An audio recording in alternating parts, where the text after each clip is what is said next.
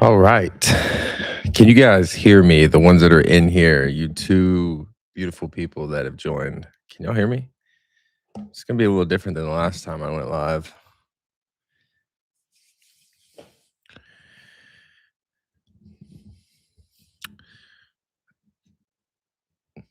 What up?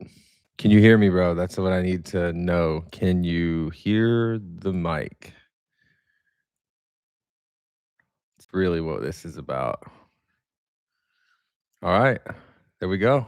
All right. What's up? It's been a minute. I haven't um I haven't been on a live in a while. So I wanted to jump in. I keep seeing all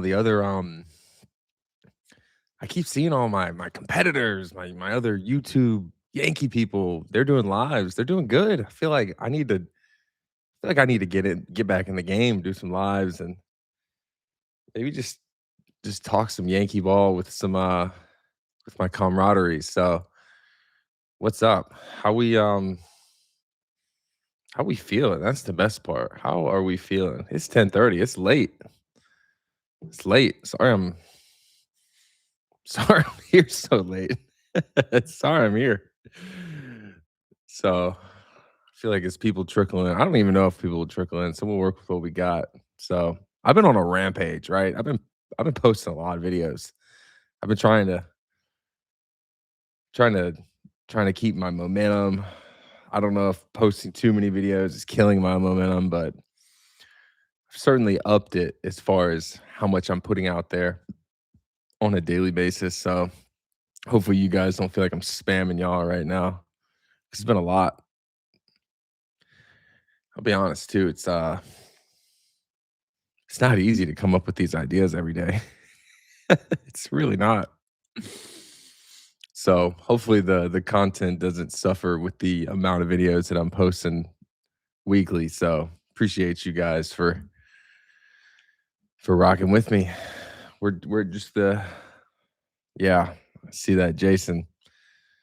I feel like I'm watching like Steve Cohen. Like I feel like there's like probably like a meme somewhere of Steve Cohen right now where he's just like evil laughing, taking every single player that you kind of saw that the Yankees were linked to this offseason, and then all of a sudden they're signed with the Mets. I mean, it just kind of goes to show you, that as much gripe and as much as Yankees fans griped about the way that Devin Williams pitched, he was valued significantly by another team that wanted him. I think they think he can bounce back. So, you know, I think that's something that I think that's something you take into consideration is he might have struggled a little bit, but his value is still pretty high. And I think he's going to bounce back. Unfortunately, I think it's going to be right down the road with the Mets. I think he's gonna bounce back. You got to know he's going to be feeling some type of way whenever they play in the Subway Series. That's going to be a fun one. That's going to be a fun one. All right, Raymond, what do I think of the bullpen? I feel like okay. I said this in my video the other day, right? With where the bullpen stands right now, like losing Luke Weaver and then losing Devin Williams, you lose those like late inning guys. They're going to be either one, they're going to have to replace those guys somehow, like whether it's going to be internally, whether it's going to be externally, trades, trade or free agent signing. I don't know. But what I do think, I did say this the other day.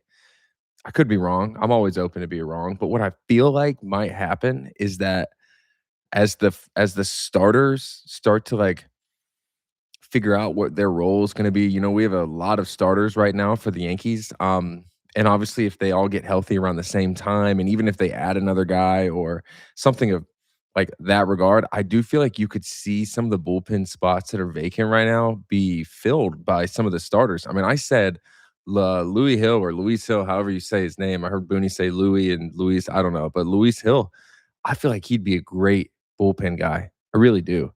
I feel like the way that his stuff plays and how fast he can throw, and he's going to be coming back off of a little bit of an injury scare from the season before, and you could ease him back in with some shorter amounts of innings. I feel like he could fill a spot like a late inning reliever role. I think that as the season progresses, you're going to see that Ryan Yarbrough goes from being a starter back into like an extended relief guy.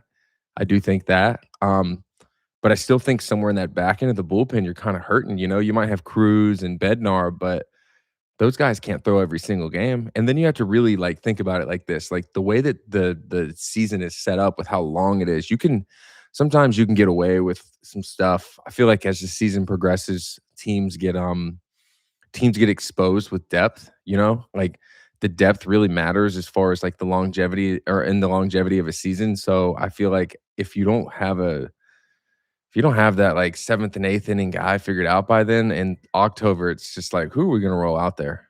Season on the line, every game matters. Who are you going to roll out there? I think it's going to be important that they get somebody rolling here pretty soon. Hold on, my cat is doing crazy things. My cat was full on pinning my other cat down in the corner. These are brothers, but stepbrothers. So, yeah, I mean, here we go. I mean, I feel like the bullpen's gonna be ironed out. They'll probably find some guys from the minor leagues, maybe make a late signing. But as every day goes, it's gonna be even more paramount that these Yankees players or Yankees front office people act with a little bit of urgency, because as you're seeing, teams have interest in the players that they want, and then you kind of see that every single day. It feels like the Yankees they're linked to everybody. That's why I feel like in an offseason, they're linked to every single player, and with that comes other teams wanting them. Guys like Max Fried and Will Warren threw hell innings last year. I think that really took a toll on them towards the end. Yeah, I mean, I think everything is in play as far as the playoffs goes. I mean, when you depend on guys every single game, and Booney and the rest of the crowd or the rest of the company, they hear the crowd as far as when he goes out to take one of those pitchers out of the game, and so every one of those innings adds up over time. So I feel like as it goes on, you should be wary. If we're gonna want that extra inning out of them, and could cost them in the playoffs. So you might be right about that. Yanks in on Tatsuya Amai. I don't know what to believe. You know what I mean? Like, I feel like I could low key have fun and like hop on Twitter and be like, sources said that Yankees have emerged as the front runners for Tatsuya Amai, and everyone would be like, yeah, sounds about right. I mean, I don't know who to believe as far as who the guys are, unless it's like Jeff Passan putting something out there. Like usually that's kind of the guy that I'm listening to the most, I'll be honest. So I would just listen to whatever Jeff Passan is saying.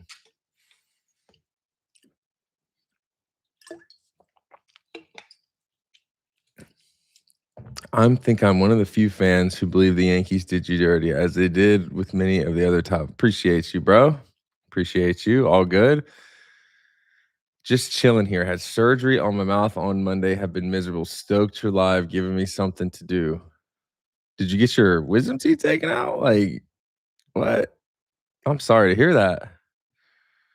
You're right. There is a lot of talk. That's the one thing, right? Like, I have no factual information on this, but you got to believe to like a certain extent that. Hold on. Hey, cat's going crazy. You gotta believe to like a certain extent that the Yankees might have a little bit of might be sliding some cash under that table to make sure that everyone writes that they're in on everybody. I've always wondered that. Like, do they send out like fake messages to these beat reporters to say that they're in on these guys? Because they're in on everybody. That's the one thing I've noticed. They're in on everyone. Mets are signing relievers because they're keeping the same rotation. They can't get out of the fourth. Yeah, I mean, hey, innings are hard to come by nowadays. That's what I noticed. I mean, when you look around, the dust settles. Those guys aren't going that far into games. But I think a lot of it has to do with the fact that there are so many good players in the bullpen that when you think about this guy is maybe going to face 3 to 4 batters max, that's when you can really, really lean on those bullpen guys, because that's when it's hard as a hitter, right? Like sometimes as a hitter, when you're in that game and you've you've had a few at bats off of somebody, you start to get comfortable with them. But when they bring in these relievers, these absolute freaks that are built in a lab, throwing 105 with like a 75-foot curveball that bends from the top of the earth to the bottom of the earth, like it's hard. You get one at bat. That's why you see some guys just like swing first pitch because it's just like I don't fucking have a clue what's happening here. Can you, for any insight into any difference in how Japanese player approach the game, like so I don't really have any insight as to the throwing program stuff, but what I do know is from teammates or friends in the past that have gone overseas to play. Every single one of them says the same thing. They're like, "Dude, practice is so long." And sometimes in the big leagues, you can, like they're okay with you going out, taking a little bit of BP. Like they want you to take BP, take some ground balls, but like once you get what you need, like you can leave for the most part. I don't know if that's the case in the overseas leagues. It seems like they really put an emphasis on like the little things that matter the most because as we have seen as the season has progressed, in many cases, like the little things end up coming back to bite you the most, whether it's routine ground balls, whether it's guys just not running the bases the right way or just little things like that. So I feel like the biggest difference between the Japanese players and Major League Baseball is that Major League Baseball players just want to get the hell off that practice field and back in the locker room. I feel like you got to drag the Japanese players off the field whenever practice is going on. They want to stay out there and grind. That's why they show up and everything's so fundamentally sound. Their mechanics are insane. Insane. Even whether it's hitting or whether it's pitching or anything else, they are crisp, dude. They are like create a player one on MLB The Show type perfect mechanics. So I feel like that is a product of the immense amount of focus that they're applying every single day. Sometimes in the big leagues, you can kind of get lost in the focus part because BP will be fans in the crowd screaming your name. Guys are looking for people in the crowd, yada yada yada. So a lot of things are going on. I'm trying to go down as the comments go. So if I skip over you guys, I'm sorry. Bichette makes too much sense to sign. That means no chance that it'll happen. Bichette, I saw, said that he might be willing to play second base. That makes me wonder if he's not getting a lot of bite on him being there on a team's everyday shortstop at that price. Because maybe if there's some teams that have approached him and been like, "Hey, we're good at shortstop, but would you slide over to second?" I'm curious. He could. I mean, you would assume that he might get a little less money, but I mean, what is it? Marcus Simeon, I think he still got like 180 million or something. So like that's enough. That's enough. They absolutely do, or is the agents? Because yesterday the report was the Yankees were finalists for Luke Weaver after he signs. Yeah, Luke Weaver himself was immediately they're like, "Hey, Yankees are in on him. They would love a reunion." And then bam, I woke up and it was like, this dude's in Queens now. Like that happened fast. That happened fast. Makes you wonder though. It could have just been like a last minute push that his agent was doing to try to squeeze a little bit more money out of the Mets. That's really probably what it was.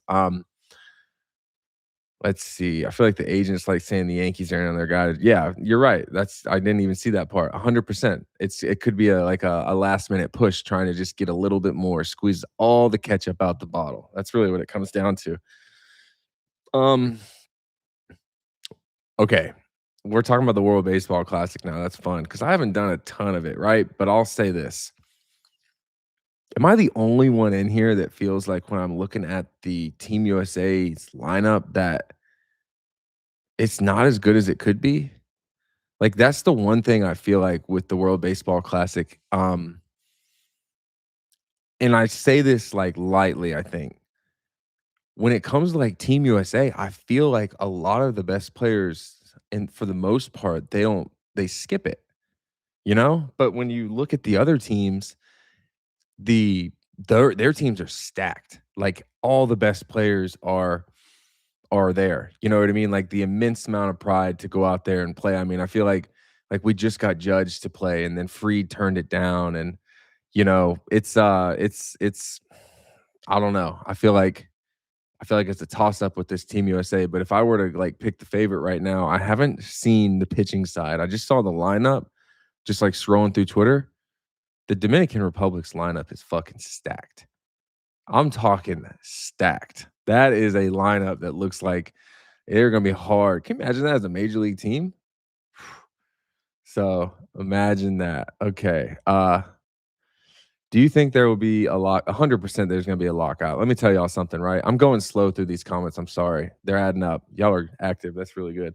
Let me tell you something about this lockout, okay? Every time we would be in spring training and Tony Clark would come, the head of the MLB PA. You know, he's a former player. He'd stand at the front of the room, and people, when I tell you that when we would be talking about the potential lockout, or we would be talking about anything that might change in like the seasons to come, these people are so paranoid about the MLB PA stuff getting out that we would not be allowed to have any of these meetings inside of the buildings, right?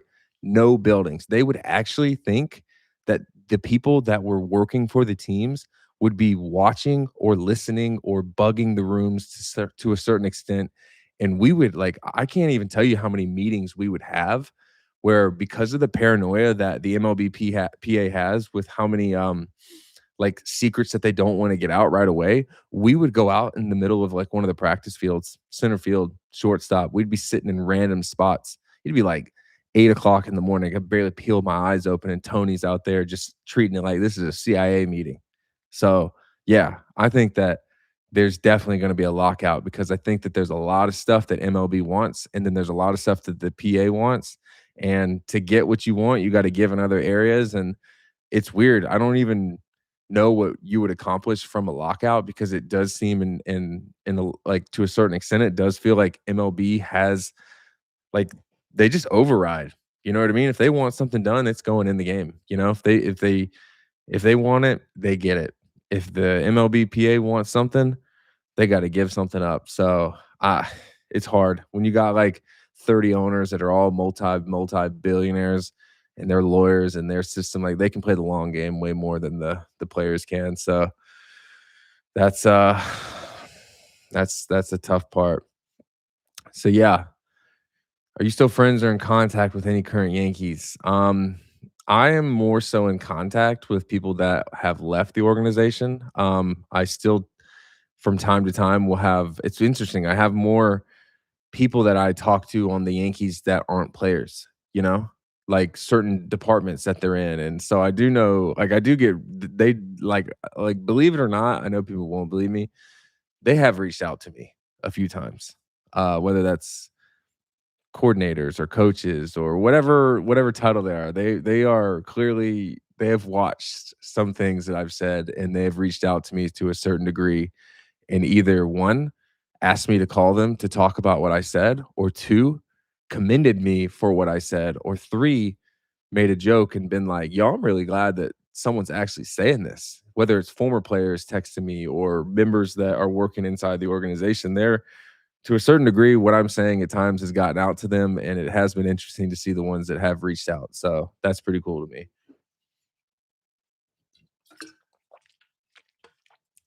Um, the Jazz rumors seem interesting because Bo came out and said he could play second. I mean, yeah, I mean, I do feel like the Jazz stuff has kind of been like in the air. I don't really get that one. I really don't. I feel like that one, to me, like, as a Yankees fan, I would understand if you echo the same sentiment that I'm going to say, and I would love to understand if you don't agree with what I have to say. But, like, I do feel like, I mean, how many times have you gotten a second baseman whenever you're on the Yankees? And, like, hear me out, like, and I mean this, like, we all need to be reasonable here.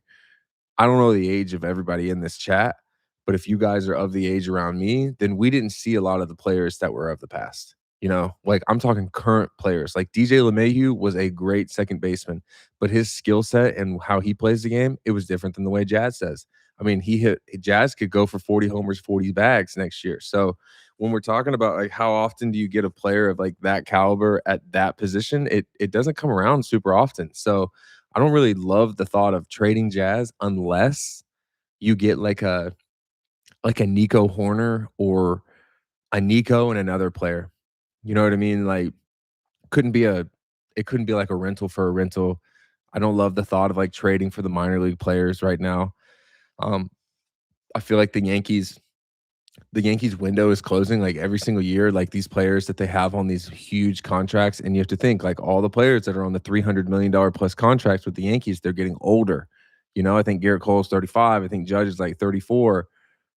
Stanton, I don't know how old he is, but these dudes, as they were paid to be superstars, like they're aging, and those contracts will look worse and worse if they don't if they don't produce. And so you want to make the most of the windows that they've got to produce in. So I feel like trading Jazz wouldn't be making the most. It would kind of be putting you back unless it's like you've got a you got I don't know.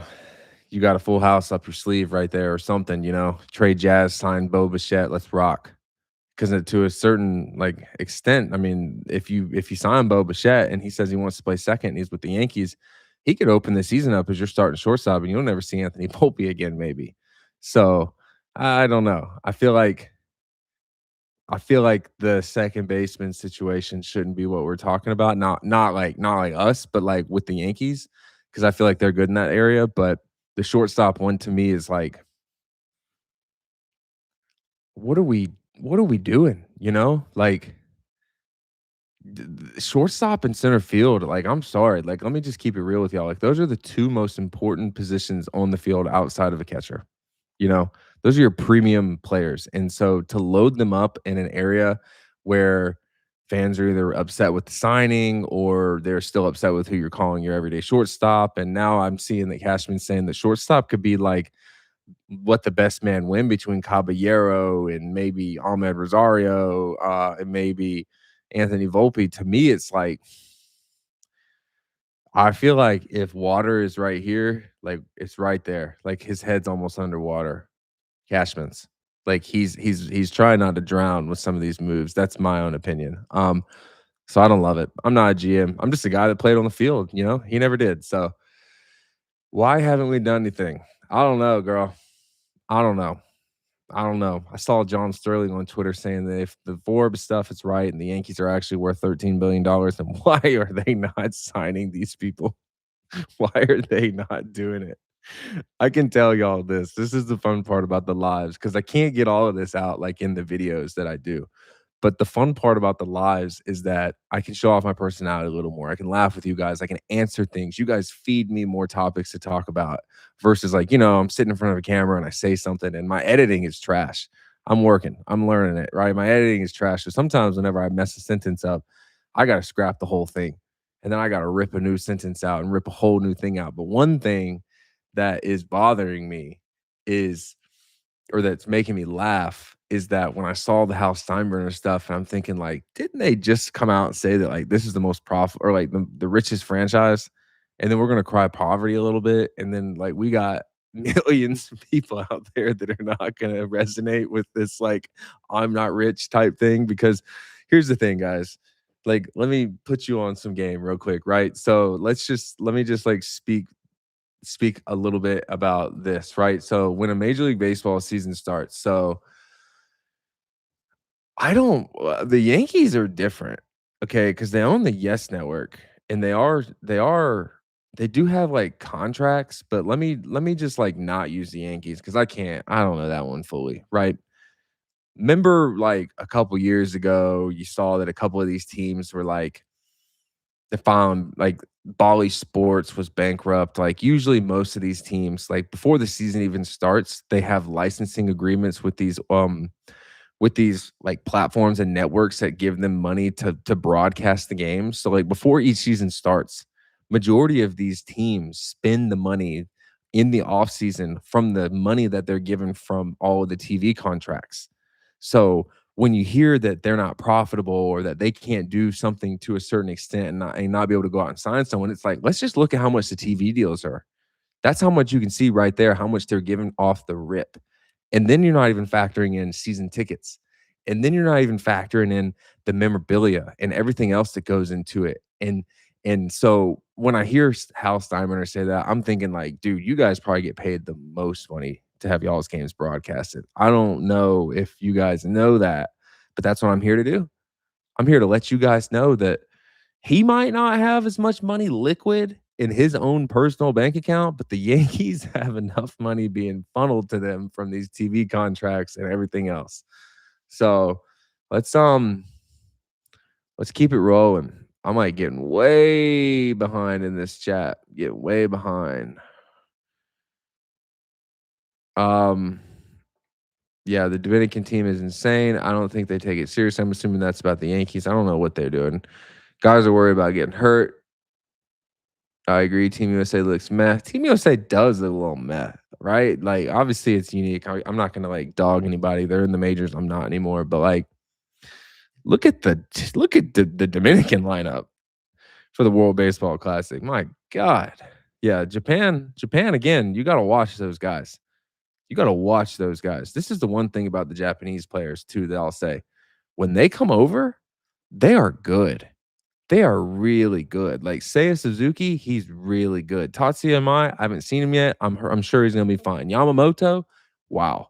Never seen a guy ever get up off the bench, walk to the bullpen, and close out a World Series game still pumping 98 to 100 after he just threw 100 pitches the night before. I don't know how many guys' arms would even be able to do that. So I get excited whenever I see the Japanese players stuff, right? Here's another thing about the Japanese players. So if we're talking about like Tatsuya Mai and the Yankees like going after him, here's an extension to what I was just saying a minute ago. So the one thing that you guys should know is, to my understanding, MLB does not license the games to Japan. So Japan, if you want to watch the games, you have to pay for the games. And so when you look at a contract like Shohei Otani's and it's like, dude, we just gave that guy $700 million. It's like, yeah, they basically gave him the amount of money that they would pay to secure the licensing contracts to watch the games. So when you sign these Japanese players, like here's food for thought. Like Tatsuya Mai might cost the Yankees 150 million. I don't know. I'm not a contract guy. But you could assume that once you give him that money, that the Japanese media is going to flood the city of New York to get this guy's real life interactions, everything that's going on. They will pay for that contract itself. When Tanaka was with the Yankees, I remember hearing something from a player that was there, like a veteran guy that obviously had been around for a while and knew majority of the things that he was talking about. And he told me that like Tanaka's contract was for like 22 million a year, and I heard that the Yankees were paying like 2 or 3 million. That's really what they were on the hook for. You got Tanaka for that much money, you could get Tatsuya Amaya for that much money too. That's the interesting thing about why we aren't seeing that they're going all in. You know what I mean? That to me is like that bothers me to a degree. You know, that should bother you guys to a degree if you're hearing that the contracts for these Japanese players are basically paid for upfront, and then you just get to reap the benefits of them.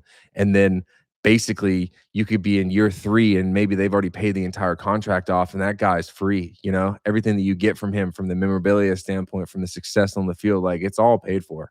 So I don't really understand why I'm not seeing that Tatsuya Mai. I mean, I saw it today with that Steve Phillips guy, but who the fuck is Steve Phillips? I mean, I'm sure he's somebody, but I don't know who that is. So I'm not going to be like, that guy's got the juice. So I don't know. I would love to see more of these Japanese players trickle back in with the Yankees because I feel like when they've had them, they've been insane. You know, like when I was at Yankee Stadium and like Hideki Matsui would show, they would be screaming for him, bro.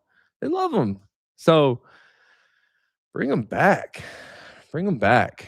You know, I'm here to. I would like to see Alex Bregman and Max Fried play for Team Israel too. That would be cool. I actually do have a friend that's trying to play for Team Israel, and he told me he doesn't want those guys to play for it because if they do, then he won't have a spot. But I would like to see them. I would like to see them do it. That's funny. I have no idea why we aren't heavily pursuing Kyle Tucker, but I have my own thoughts, and we can like leave them in the chat. Like, please, please, please, please, if y'all are going to interact with anything, at least interact with this one. Help me understand why I'm seeing that he's worth $400 to $500 million? Like, please help me understand that. I don't know how old he is. I really don't. He might be 29, he might be 28, he might be 30. But why is he going to have that much more money than Aaron Judge? That's like my biggest problem with this is that Judge is the best player in baseball. It's not even close. You know, you could make the argument obviously with the Shohei stuff, but other than Shohei, it is not even close. So when I see that they might be on the hook to pay Kyle Tucker more than they're paying Aaron Judge, I think that is what the big problem is. I think that a little bit of the problem with the Kyle Tucker stuff is that some of these players in the years past have came along and secured these contracts that the MLB does not think that they should have secured, or maybe they're jaded by them. You know what I mean? I think that's like one of the biggest things with why they want this salary cap. I'll use a guy for example, like Jacoby Ellsbury, you know?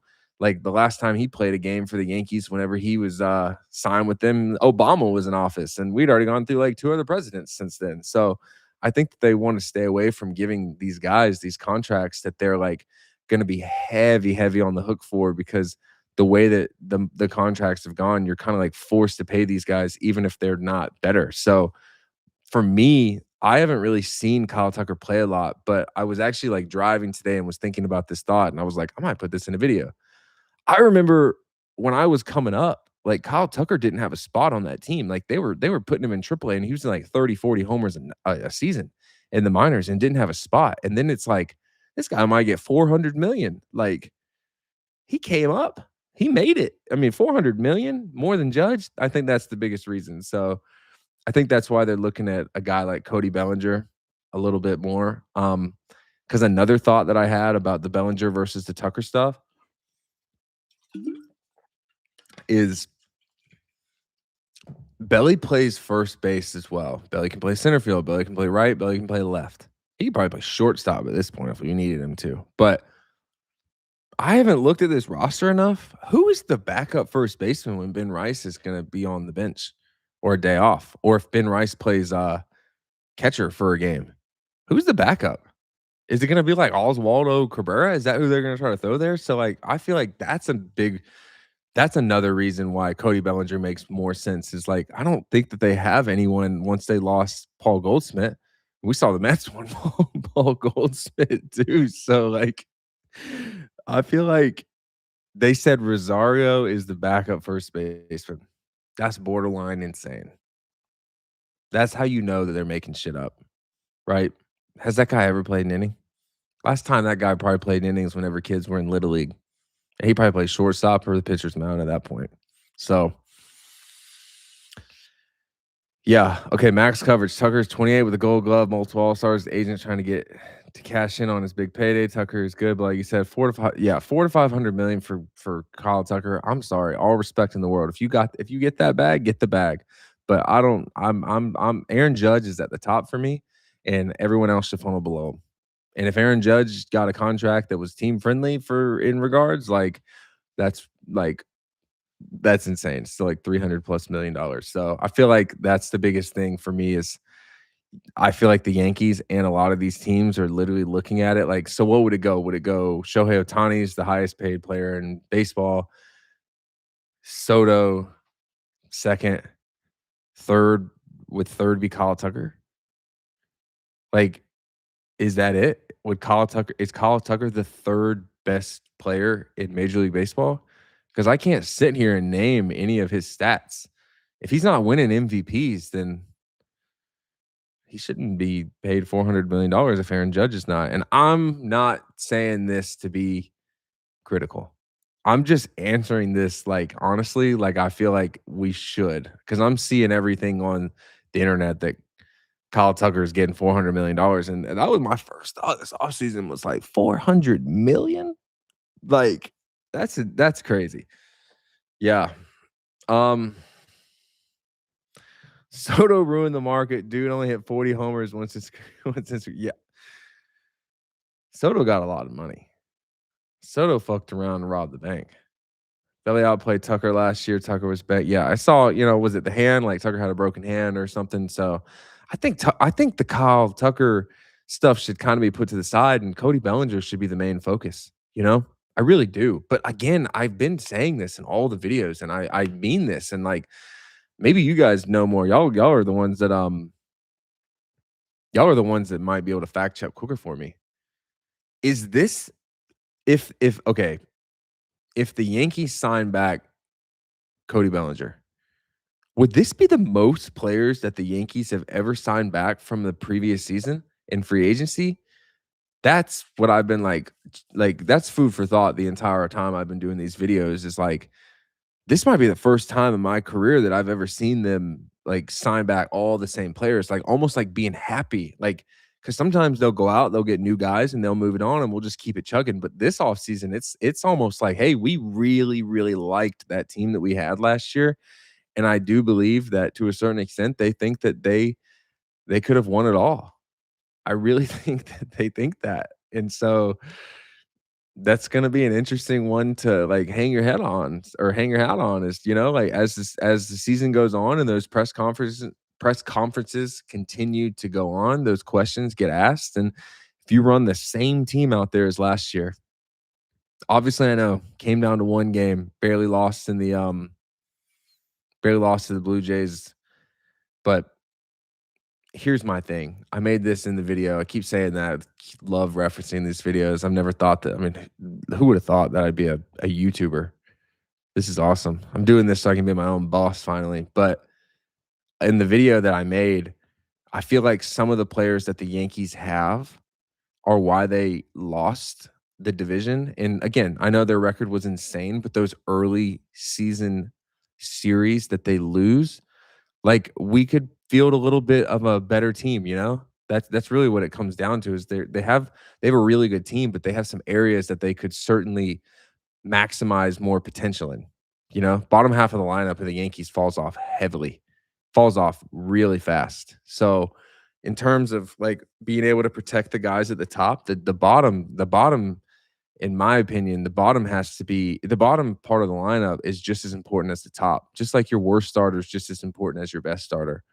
So over the course of 162, I said it earlier in this live, depth is why teams lose. That's where you get exposed a lot. So if you've got a little bit of a depth problem on that team, and you want to give your players days off, that's when that lineup gets posted and you got like you look at the interactions, it's like 4 million interactions on a certain lineup. It's because like everybody's looking at that lineup like, what the fuck is this? Like how are we the New York Yankees and this is the lineup we put out? Because sometimes that AAA team might have a better current lineup on that day than the major league team. So that can't be happening. That can't be happening. I was part of a lot of really weird lineups.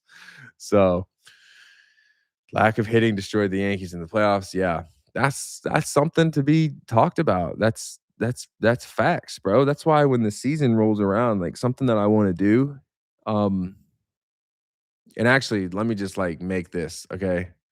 I'll just say this. I have partnered with this company called School, right? And School is this like online platform community. And let me just keep it real with y'all.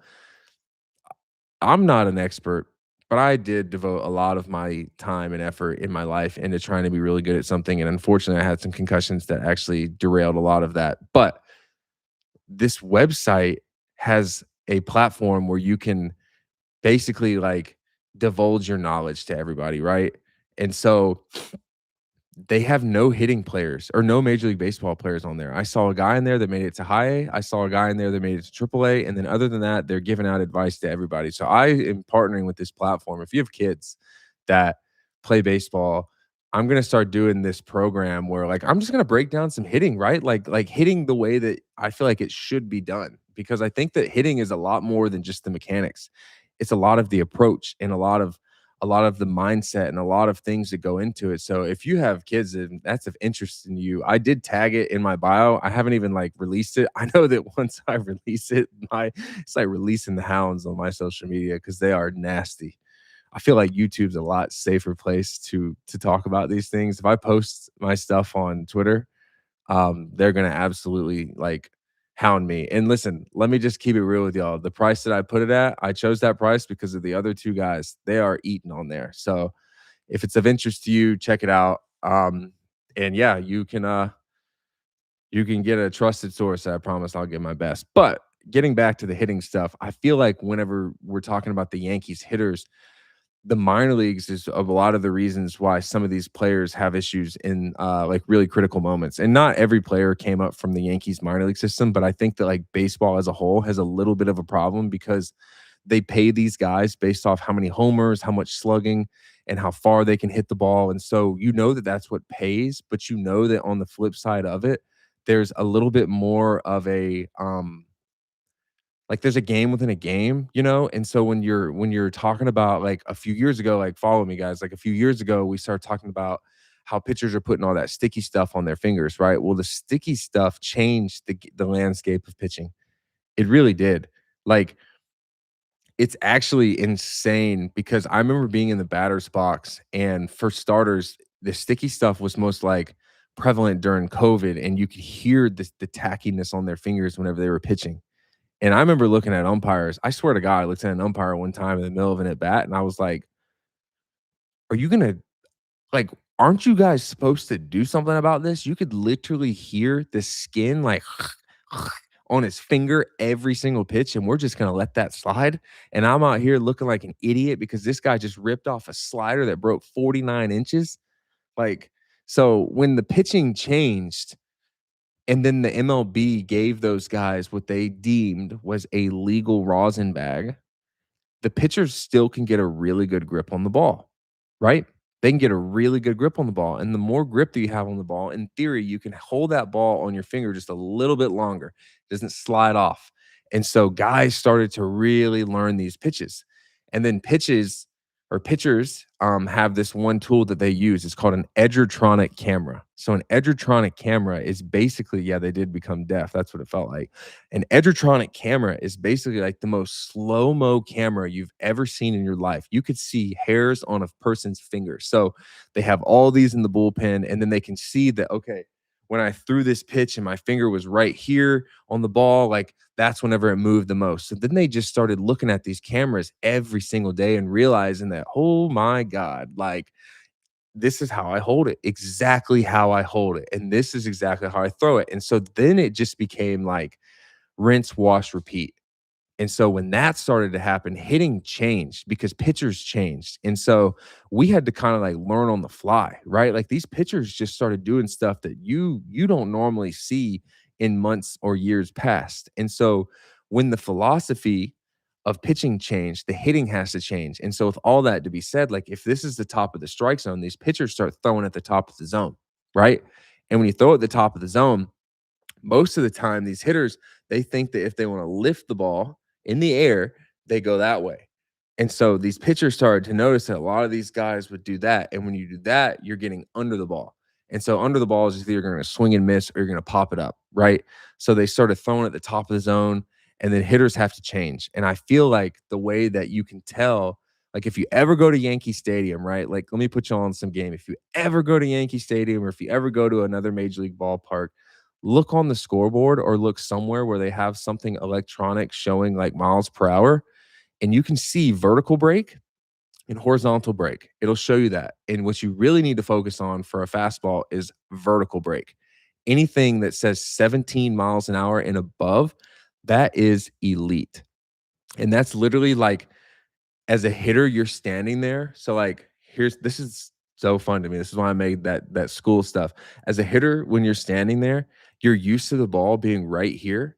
But what the vertical break does is it makes that pitch that you're used to being right here actually like be right here because of the rise. Like it's got so much true backspin that it has a little bit of a rise effect. So when it's one of those things that you're talking about, why does hitting fall short in the postseason? It's because these guys get like you game plan for the superstars. You know what I mean? You game plan for the moments that you can't let be the reason that you lose. And so they really go high in the zone. That's why it was so amazing when Judge hit that 100-mile-an-hour homer off the foul pole because he's not supposed to do that. In most cases, you break your bat. Like that's why Judge is leagues ahead of everybody else is the approach.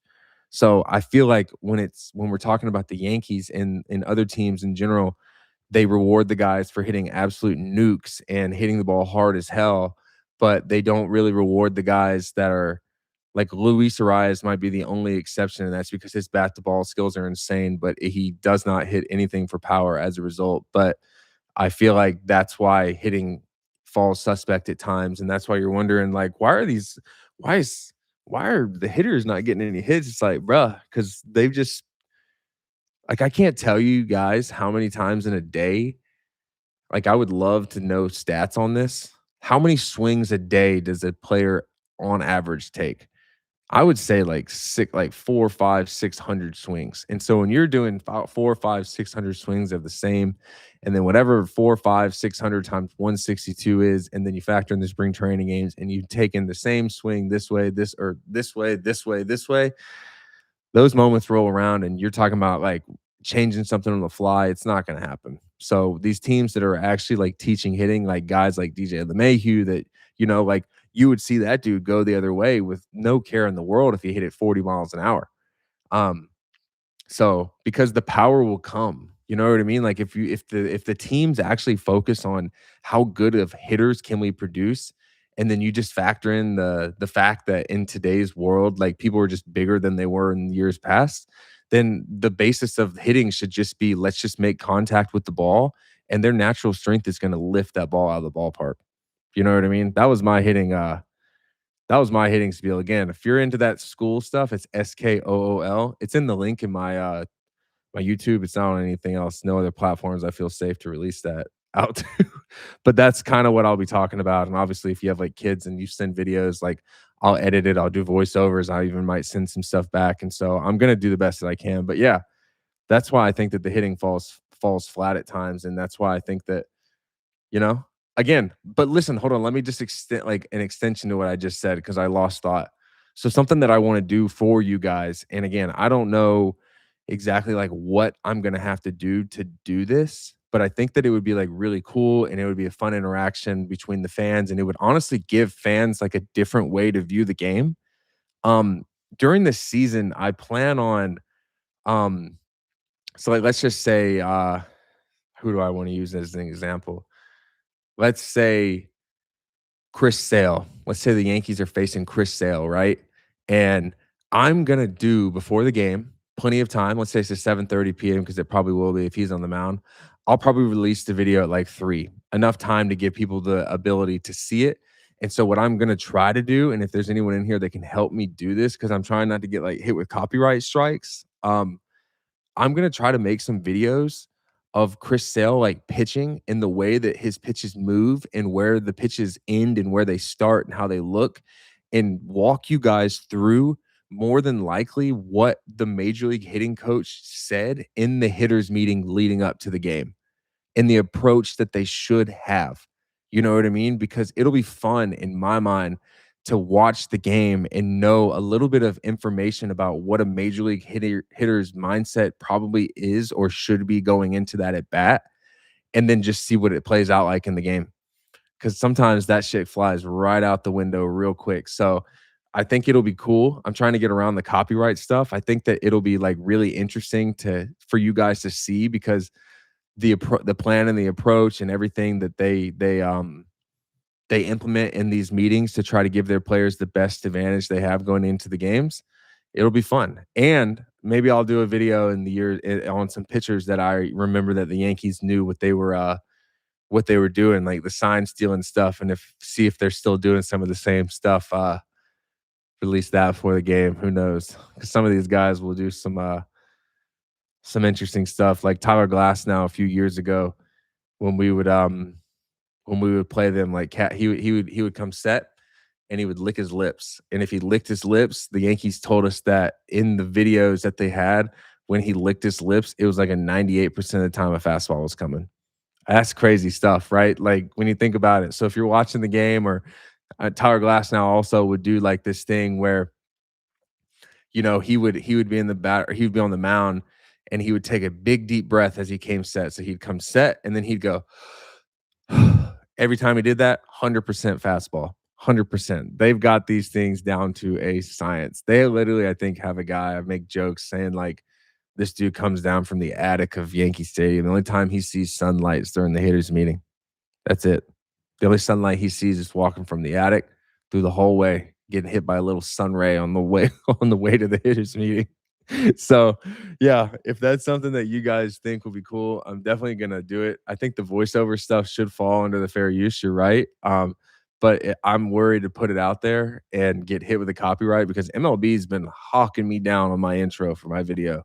The whole like downtown goes Frazier, and if you've noticed that when I do the intro, like I turn into a left-handed hitter, that's because MLB made me.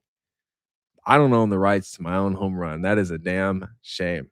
So, yeah, flapping their arms was hilarious. That's because they know, they know. All these teams, they know. And if you don't change it, they will use it. I can't tell you how many times we would be in a hitters meeting and these people that you barely see in a season would come into the room and be like, "Hey guys, you don't have to use it, but if you want to use it, this is it." And then they would walk you through it, and then they would be a guy on the Orioles, for instance, like the Orioles would have their like jersey number like somewhere like right here, so they would be like telling you to like focus on the jersey number. If the hands come set above the jersey number, it's this pitch. If they come set equal with the jersey number, it's this pitch. If it's this one, and it's insane how accurate it is and how some of these guys might actually put their hands in the exact same position when they're throwing a certain pitch. So that's food for thought for some of the season that I'm going to do, because this is going to be when I did the podcast stuff, I didn't expect that it would last this long. I was having like some fun on Twitter, and Yankees fans were actually really upset at the time, and I was poking a little fun and having fun and made that video, and the first video went off. And so I was like, damn, this might be something that I can create like actually like some momentum with, Like think about like listen, can this is another thing I would love to hold on, where did here Clint Torres, would you am I 25 man, I would run that club better than the yeah, you might. Brian, hey, you've been active, bro. Which take are we talking about? But anyways, can y'all interact with this too? Just this. Do you guys watch other Yankees podcast? Like I see that there's some out there. I actually will say this. One of them actually commented on my video, and one of them came from my throat. And I hit him back with that kindness. And I wrote back, someone's grumpy, And then he deleted it. So I'm looking at his channel like, I got my eyes on you, bud. We're gonna start war here pretty soon. I'm gonna take all of his viewers. So I'm curious as far as if you guys watch other channels for multiple reasons. One, because if there are any of them that you think like, hey, we should collab. Mata can't collab with that guy. That's the enemy right there. He was the one. Man, a lot of you guys are watching that guy. He was the guy that commented on the page, man. They deleted it. But yeah, either collabing or two, I'm curious as far as like how their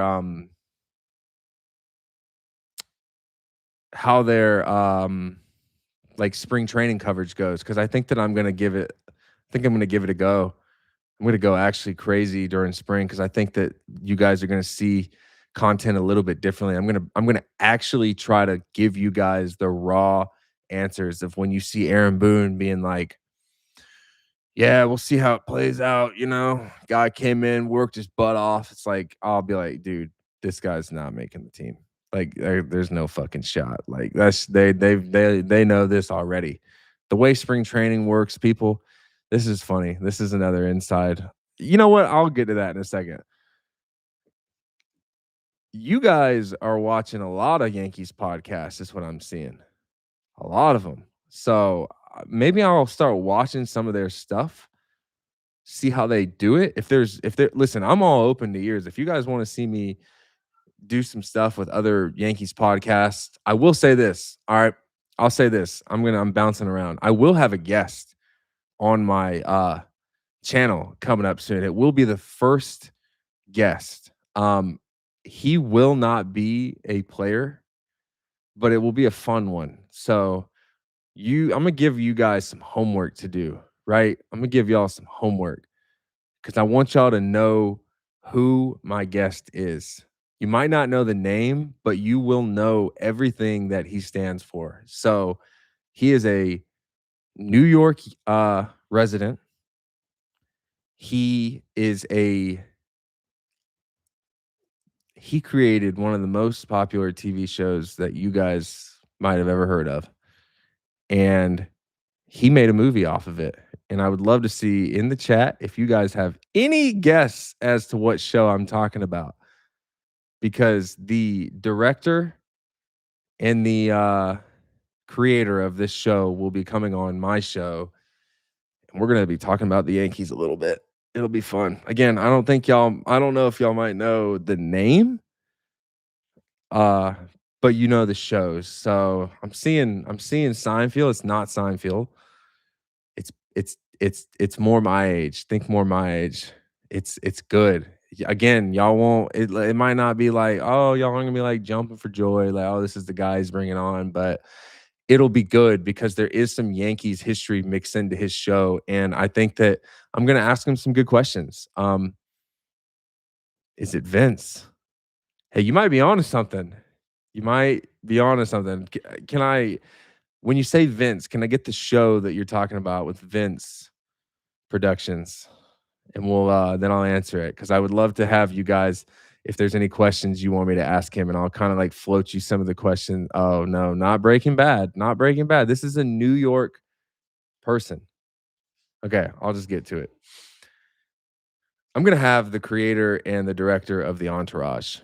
Yep, there we go. The Entourage on my show, Doug Ellen, and Doug had Mark Teixeira and Alex Rodriguez on his show, and he filmed at Yankee Stadium. And Doug is from New York, and I would love to ask him some stuff about why he chose those players, how he chose them, how he came about it, what he thinks about the Yankees, et cetera, et cetera. So I'm gonna start working in some guests as time goes. I am having a hard time with some people wanting to come on the show, and I think that it's because they think that I'm just gonna light the show on fire and I'm gonna ask some questions that might get these players that are currently still playing in trouble, you know? So yeah, some of them I feel like think that I'm a little bit of a wild card or a loose cannon. So that's the uh that's the thing. I'm trying to get some guests, and it's not easy because I feel like I've kind of got this image created where people think that I'm like trying to just like throw the Yankees under a bus, and I'm not. I'm really just here to I think what I'm saying in a lot of the videos that I do is a lot of the things that most of you guys probably say amongst yourselves or say to yourselves where you're like, "What is going on with my team right now?" And it's like, "Well, I'll tell you. Let me tell you something else. I was gonna name this podcast originally, but I thought about the name of it and how if I went on shows that like if they were on TV, I didn't think that people would put the name of my show on the channel, and I felt like it would be less marketable from like a safe standpoint. But the name of this channel was gonna be "Fuck It, I'll Say It," because everybody's thinking it, but fuck it, I will say it. So that's kind of the mantra I've tried to carry this is that I know that everybody's thinking that, and so we'll uh we'll just say it.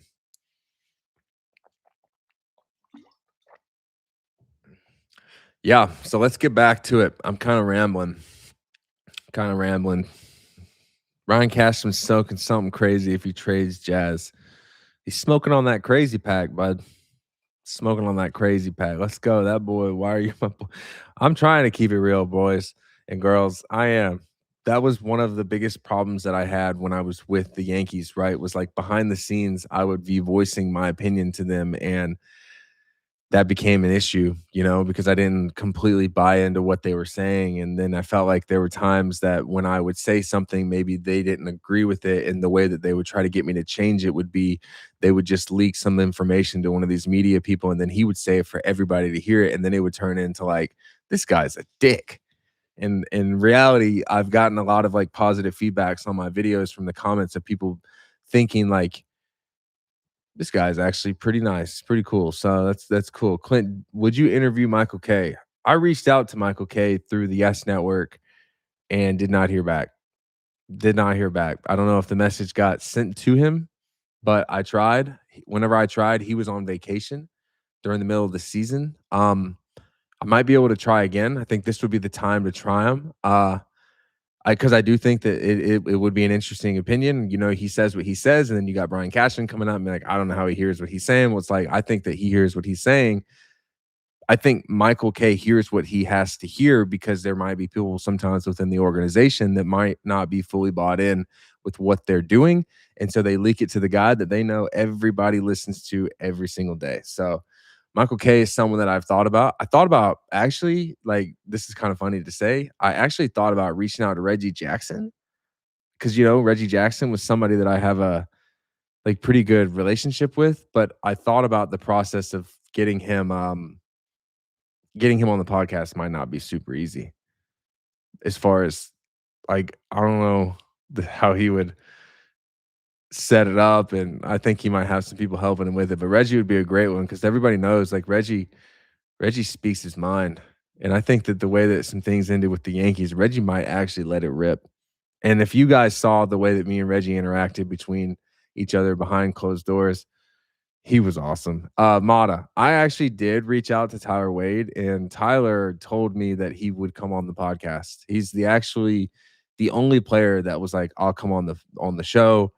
But Tyler knows me better than anybody. We got optioned multiple times together. We spent multiple times together in Purgatory and Scranton. He knows better than anybody what I'm capable of, and I think that scares him the most. I think that scares him the most. So, um, Reggie in person would be sick. Like, could you imagine me in his car garage? Like, that would be sick. Like, I'm open to traveling places, you know. I have some sponsorships as far as like people that are sponsoring the pod where I could start putting some money in and, you know, maybe make it worth going and setting up and doing this stuff in person. So I would love for you guys to like tell me people that you want to see interviewed, or maybe one thing that would help me in this process is if there's like an overwhelming amount of people that want the same person, like take it to social media and just tweet at them or message them or tag them and stuff, and just consistently say like, dude, you should go on the podcast, because I think that helps build up steam as far as people actually enjoy it. So remind you of Reggie. Wade would be cool. I cooked Randy on Twitter. I need to bring Randy on the show. I need to bring him on the show. I need to bring him on and have him open up those sources, because I don't think he's got none. Randy's lucky he's still got a job after the way that he came at me in that clubhouse that one day. Um yeah, Reggie would need to be in real life. Like Reggie's a gangster, you know. Me and him would be two peas in the pod. That's the fun part. Reggie's a cool dude. So I'll work on Reggie. Last time I saw Reggie, he had 3 phones, so hopefully the number that I text or call is still the one that he's using, because he had a lot of phones whenever I talked to him. Andy Pettit comes into my boyfriend's store all the time in Houston. Yeah, you should ask him. I don't I was around Andy a little bit, very limited interactions with him. And again, Andy's a guy that's very active with the Yankees still, so I feel like this is me being like me joking around, but I think that there might be a little bit of seriousness to this. The Yankees are watching what I'm saying. Like, I know that they are. One, I can tell you this. I have multiple coaches on the Yankees, whether they're in the major leagues or the minor leagues, that follow me on social media. Aaron Boone follows me on Twitter and Instagram. I've had players like the stuff that I have to say. I've had coaches like the things that I have to say. I know that they see what I'm saying. I know that they see the titles, but I don't know that they're always clicking it. The titles are good. I try to I try to have fun with those titles, you know. I try to have fun with them. So I know that they see it to a certain extent, and it makes me wonder if they have current affiliation with the team, if they would go on, you know? Because it's not like I'm sitting here and pumping pumping the notion that the Yankees are the best, you know? I give them their credit. Like, I know that if you watch the videos, like, fully, like you have heard, I'll be like, "This guy, like, kudos. They do this, they do that." But when they do something that they fall short in, like, somebody's gotta say it. That if anything, I might be helping the Yankees be better in the future because if I'm saying these things and I'm putting out there that the things that I'm saying are actually what the players feel and see, and then if they actually were to, like, take into account that what I'm saying might ring true a little bit, and then they ask these people, and then if they ask them, they say that it's the truth, like, and the Yankees get better in that area, like, who should get the credit? This guy. I'm getting text messages from the reporters in the Yankees, beat reporters.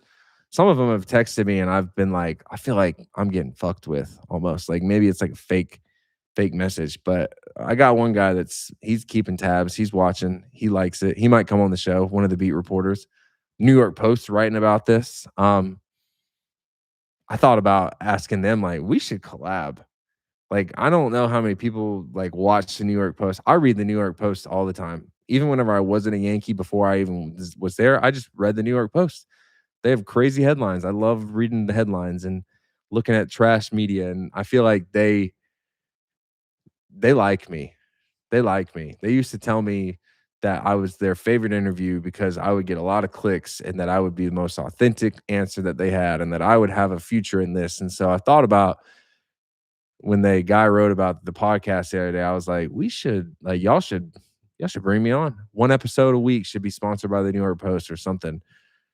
A segment. Let me call in. Let me get back in the game. You know, can you imagine me with like a media credential and asking Boone like a question before or after the game?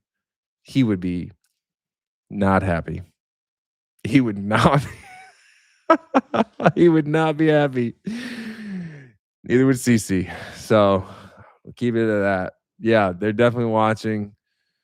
Susan Waldman is on a burner watching this podcast. Susan might be on a burner. Uh Cashman, I feel like I might have burned that bridge. I feel like I might have. Because him and I were pretty good, but in retrospect, you know, like this is like the reality of it. And I never like let this sink in fully. Like this is the reality, guys. Like let me just be honest with y'all. I loved talking to him. He would keep it so real off the rip, and we would talk behind closed doors, and he would talk extremely authentic to you. But when it was all said and done and I got DFA'd or I got optioned or everything, it was him that was deciding all these things. So I had a hard time with that because I was like, I like this guy, but this guy is in charge of my future, and my future's not looking so bright. So now I feel like I'm just that player that they aren't surprised that I'm talking like this. You know, they're probably not surprised. I could see in the future if they get asked about this, them being like, that guy's got problems. That would be so funny too. So yeah, I mean, I okay, here's another thing, Rich Dub. I reached out to A-Rod. I did. And A-Rod actually responded. And A-Rod told me that he sees what I'm saying because A-Rod does follow me on Instagram. And he said he sees what I'm saying and that I'm doing great work to keep it up. What I'm saying is true. I asked him if he would ever join the podcast. He told me that he's not doing podcasts in 2025. I told him I would reach back out in 2026. He said awesome. And so we'll see. He's a busy guy. I've been watching his documentary to a certain extent. I understand that he's busy. He's obviously an owner of the Minnesota Timberwolves.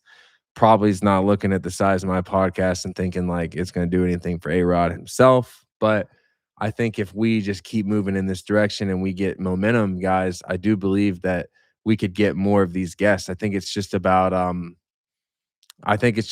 like the credibility that I'm gonna get, you know, like,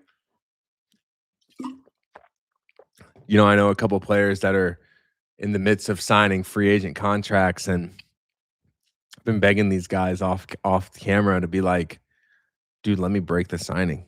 Like, let me be the news. Whether they sign with the Yankees or they sign with somebody else, like let me get my foot in the door. You know what I mean? Let me break a signing. Can you imagine? Like once if I broke a signing, that's when I'm in. That's when people would be like, this guy actually might have some answers that are true. Because if you followed along, you know, like, as the season went on last year, like, the whole okay, I know that someone just said they're tired of seeing Sonny cry, but, like, I was on that 5, 6 months ago. Like, I broke that news months ago. I just didn't say his name. I was being respectful of his name. I broke that news that Cashman was talking about a player that didn't wanna be within the organization. And so when I was speaking about that, I was speaking about Sonny Gray. So when you start to see that some of the things that I'm saying a few months later start trickling out and it ends up being true, it's like, yeah, like my credibility rises. And if the fans obviously are enjoying what I'm saying, then we can all keep rocking. You know what I mean? Like that's my goal with this podcast is I'm just trying to make the podcast something that fans or viewers or whatever y'all are looking at and you're just like, dude, this is who I want to go to whenever the stuff with the Yankees is going on. That's really what I'm trying to get involved in. So it's not like a smear campaign. It's not like I'm here to just bring down your favorite organization. It's just like, yo, like when the highs are high, they're gonna be high, and when they're low, they're gonna be low. And I'm just trying to be there in the front seat, driving in that car with you guys, you know? That was what I always try to do in the midst of like my career was try to like, you know, keep it real and let people like people viewed it as like this guy's just fucking this guy's a troublemaker. It's like, well, this troublemaker was crying out for help. He needed to get out. He needed to get out of that place. He never wanted to go that place. So I think you'll continue to get traction because you seem I think that I appreciate that, Jess, as the season progresses. And I think spring training is going to be big for this channel. So please tune in because I'm gonna keep it raw. I'm gonna keep it authentic. I've been in those situations. I've been a player that's trying to break with the team. I've been a player that did break with the team. And so I think that as far as seeing spring training through a different lens it'll be cool. Cause I don't know how many other Yankees players or any baseball players. There's a few like Trevor May, but I don't know what he does on the baseball side. So, you know, for me, it's like I'm trying to make this channel something that fans have never seen before because I couldn't go on ESPN or MLB Network and talk like this. I got to be my own boss. You know what I mean? And so the more that you guys want this channel to grow, like you guys just got to keep watching and sharing and doing everything to help me because the content that I'm putting out is going to be it's just going to be like honestly from the front row seat because I was there before. So again, help me keep growing, guys, by giving me topics to talk about or critiquing me because again, I'm putting stuff out, learning this on a whim. And obviously, you guys have podcasts that you watch and you see that these things are fun and entertaining. And if I'm doing something that's not entertaining, like please call me out. Like you guys were quick to call me out, not all of you guys, but fans in general were quick to call me out whenever I sucked on the field. So let's do the same if the podcast is going in that direction because I'm trying to get it crisp. So yeah, I appreciate you for subbing. I don't know much about Trevor May. He might be one. I mean, Ottavino, I know that he's kind of doing some social media stuff. I've talked about doing some stuff with I gotta crack my back. Hold on. Oh, my back's hurting. Talked about maybe bringing like Cam Maben on the show. I know Cam has a pretty good presence online. I know that me and Cam are me and Cam are funny. That would be a good interaction. Me and Cam would be very funny because Cam is the guy that kind of came over late and took my job. Actually, he took my job, but that was still my dog. You know, Cam's a funny dude. Cam would be great. I need to reach out to him and see what he's got. So, you know, I'll look. I'm gonna be honest. I'm really Tampa. Hold on, Tampa in spring training. Look, hey, if it's one of those things where it like I sat in the bleachers, you know what I mean? Everybody said I wouldn't. CC rounded the dogs, and everybody on Twitter told me I was gonna get jumped if I sat in the bleachers, and I still went. So the same thing can be said about spring training. I will go to spring training if people want me there. Now, I'm not just gonna go there to sit in the stands. You know what I mean? It would be like, yo, I'm going down to the stadium to try to interview some of these players.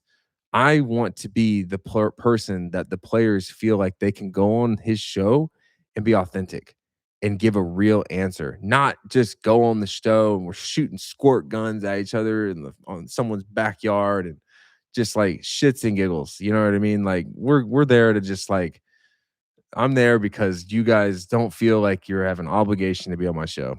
That's really what it is. I want them to come on because they want to be on the show. That's really what it is. So trying to be strategic with who I bring on. But yeah, what about foul territory? So let me tell y'all this. I have had a few meetings with foul territory. I have multiple meetings. I I did I don't know how much I can talk about the extent of stuff, but I'll put it this way.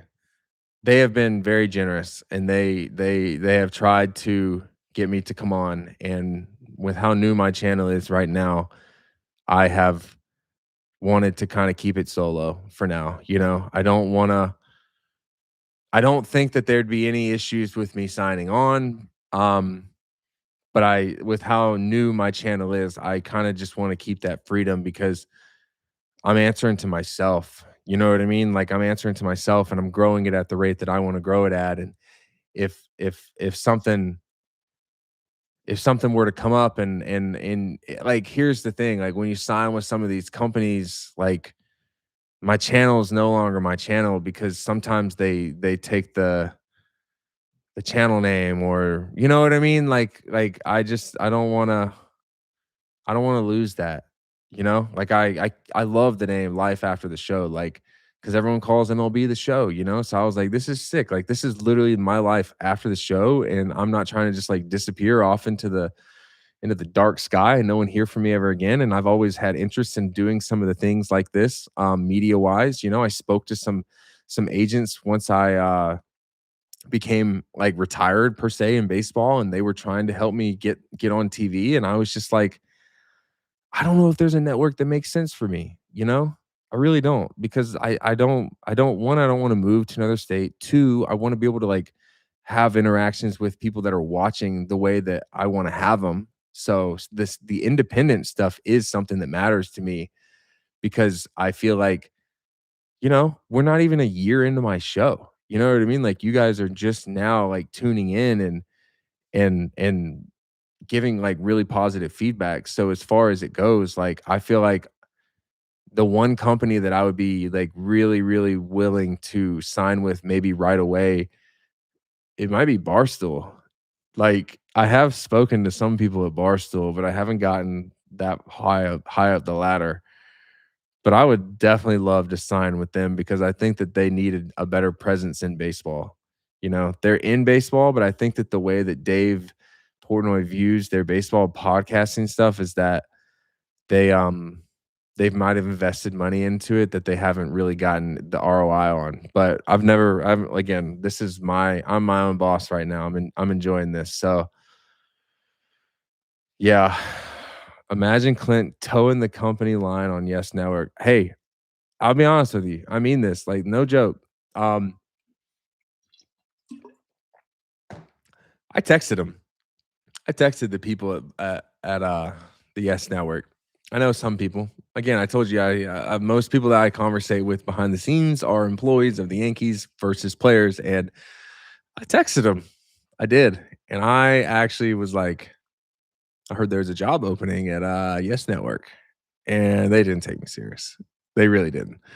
They didn't they I think they thought that I was being facetious and that I was just, like, joking around, but, like, low key, can you imagine, like, me in the booth? That's not gonna happen, but here's the thing, like, let me put it to you this way.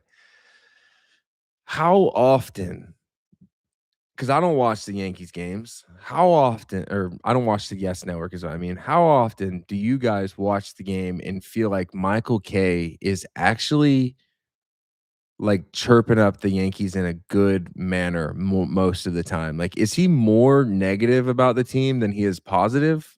Can you guys give me a little feedback on that? Because my thought, okay, so he's pretty negative or he's talking them up? Which one? What does a lot mean? Yankee boy. Um, Trying to wait for answers to come in. Is Michael K positive or negative? Which one is he more of? More negative or more positive whenever he's on air? Like on air in the middle of the game, not on his both. So he's always positive. So that's the thing, right? So I feel like they need to tap into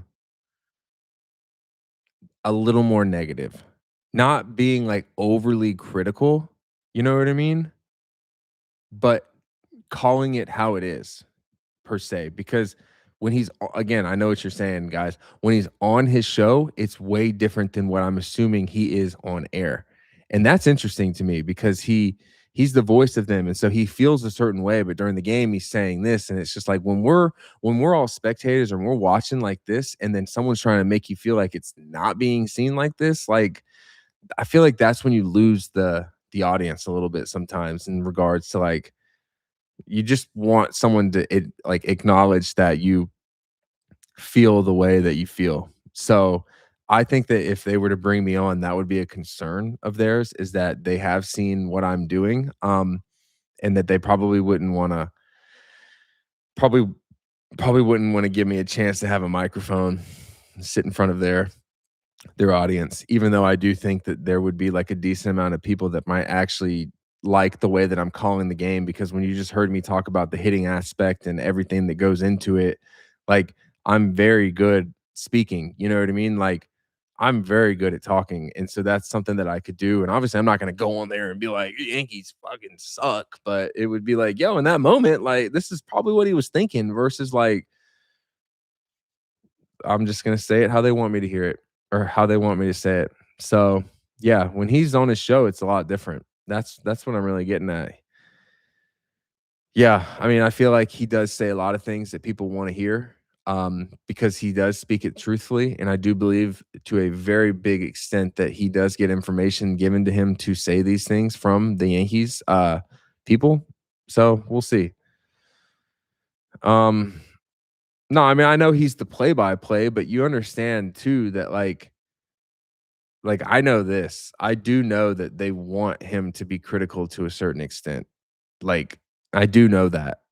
I know that from players and the comments and just, like, talking with the people is that they do want him to be a little critical because they know that if he's just sitting there giving verbal BJs the entire game, that nobody's gonna like, that's just not what is the reality, you know? Like, New York isn't built like that. It's not built to be positive all the time. So, um, yeah. Yeah, I mean, maybe Yankees broadcasters are held to a different standard, you know? I mean, I think they have to be to a certain extent because when you think about like you can say something and how quickly it'll just like fly through the internet space. You got to be careful. That's that's one thing I learned when I was there was that you could say something in like 4 seconds it's going to be plastered on a billboard and everyone's going to be like this dude is an absolute idiot. So what was my favorite stadium to play in? My favorite was the Minnesota Twins. That stadium was sick. That stadium was sick. Just from like the view standpoint, love that place. So, but yeah, or Paul O'Neill does more criticizing. That's interesting. I, that's interesting. I don't know why is Paul O'Neill's jersey number not allowed to be worn, but it's not retired. That's another. That's a. I need to bring him on the show just for that. You know what I'm saying? Why don't they just retire it? That's a weird one to me. Why is his jersey number not allowed to be worn, but it is not retired? Is it retired? Did they finally retire it? Is that facts? Because for a while, I didn't think it was. Okay, so it was recently retired. So why did it take so long then? That's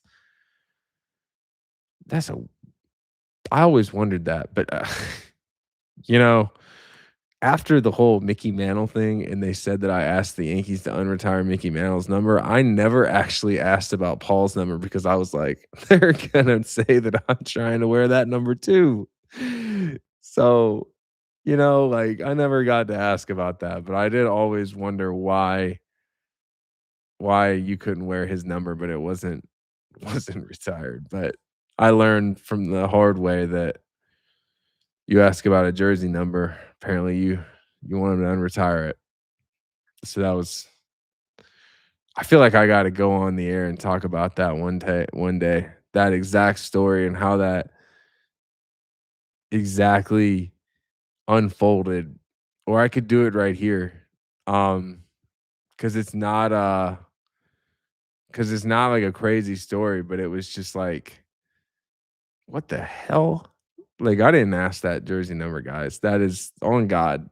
I know, like, the problem that I have with it is the more that you guys interact with me and the more that you see that I am who I am, that it's very believable that I might have asked that question. That was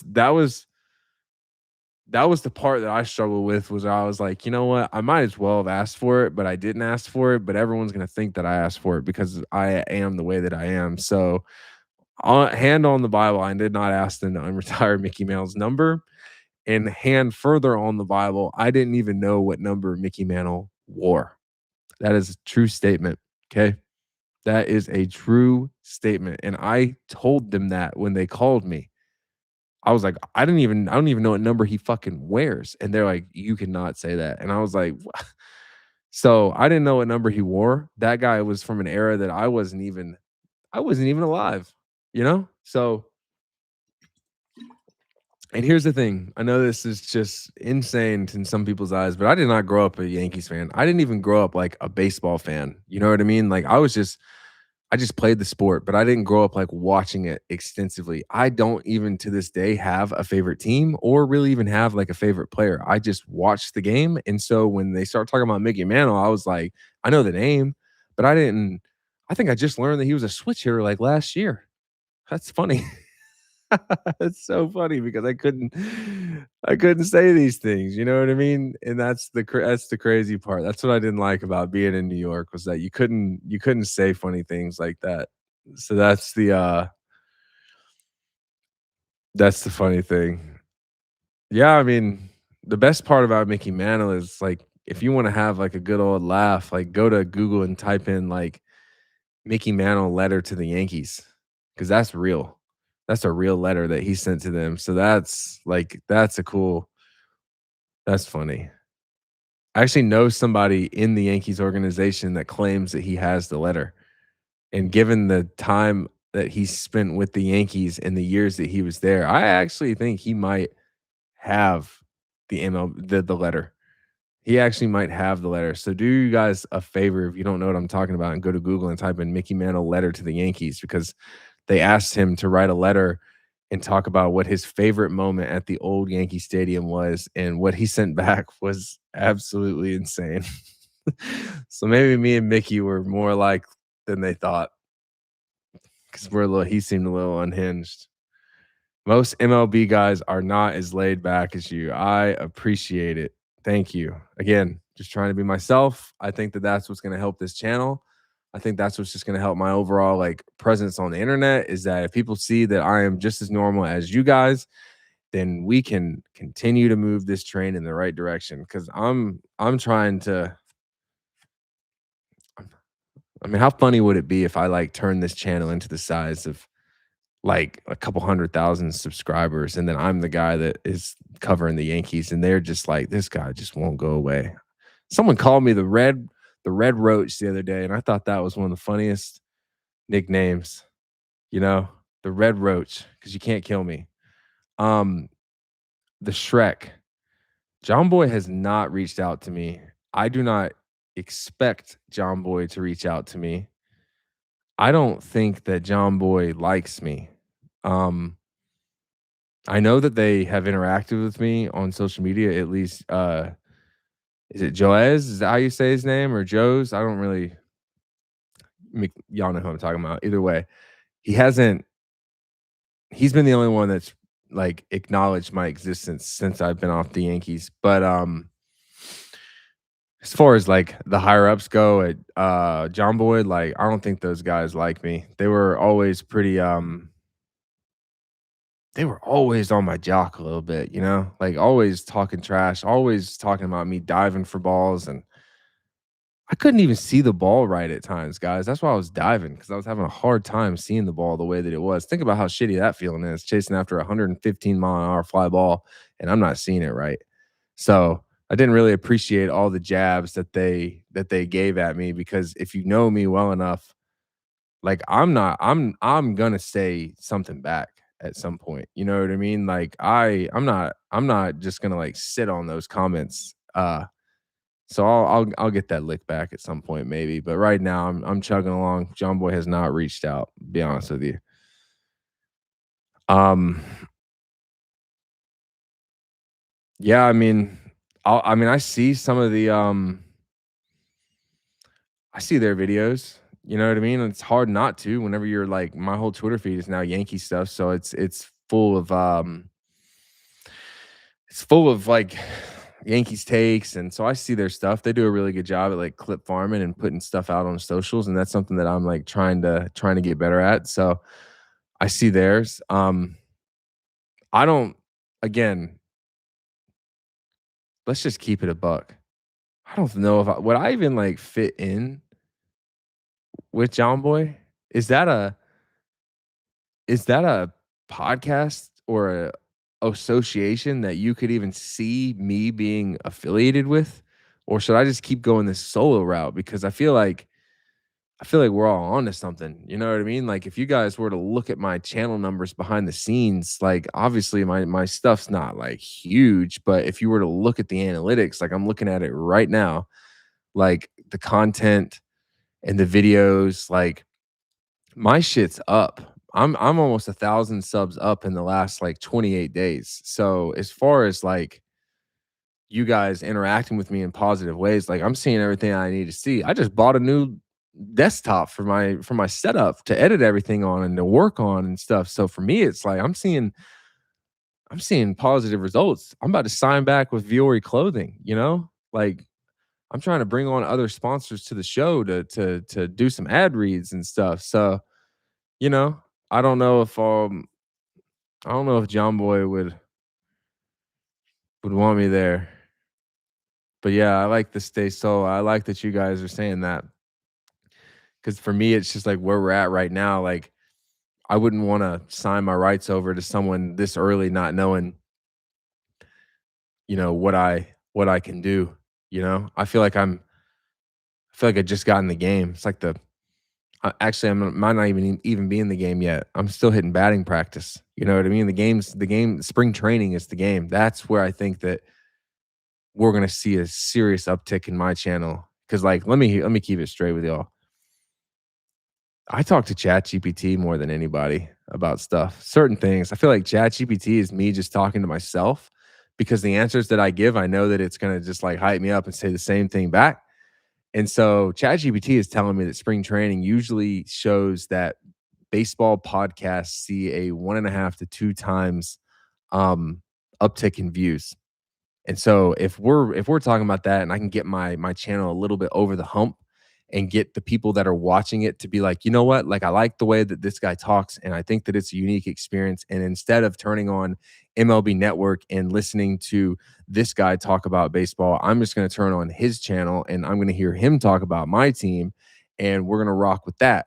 Because that's really what I'm trying to do is that I feel like the way that sports are going and whatnot is that like a lot of the people that are on TV are you know they're like more retired guys or a little bit older and a lot of like the youth movement like you know you got the lower like you got the teenagers and you got the mid 20s and you got the 30s and then you got the early 40s but then whenever you put some of these older guys on the show and I'm sorry for anyone in here that's older than what I just said but all I'm getting at is social media is a little bit more on the youth side so when you put these voices up there that 95% of the youth doesn't even know who they are, like it's going to be hard to keep that viewership, which is why I like the YouTube side because I'm starting to see that I can actually like resonate more with the people that I feel like watch me the most.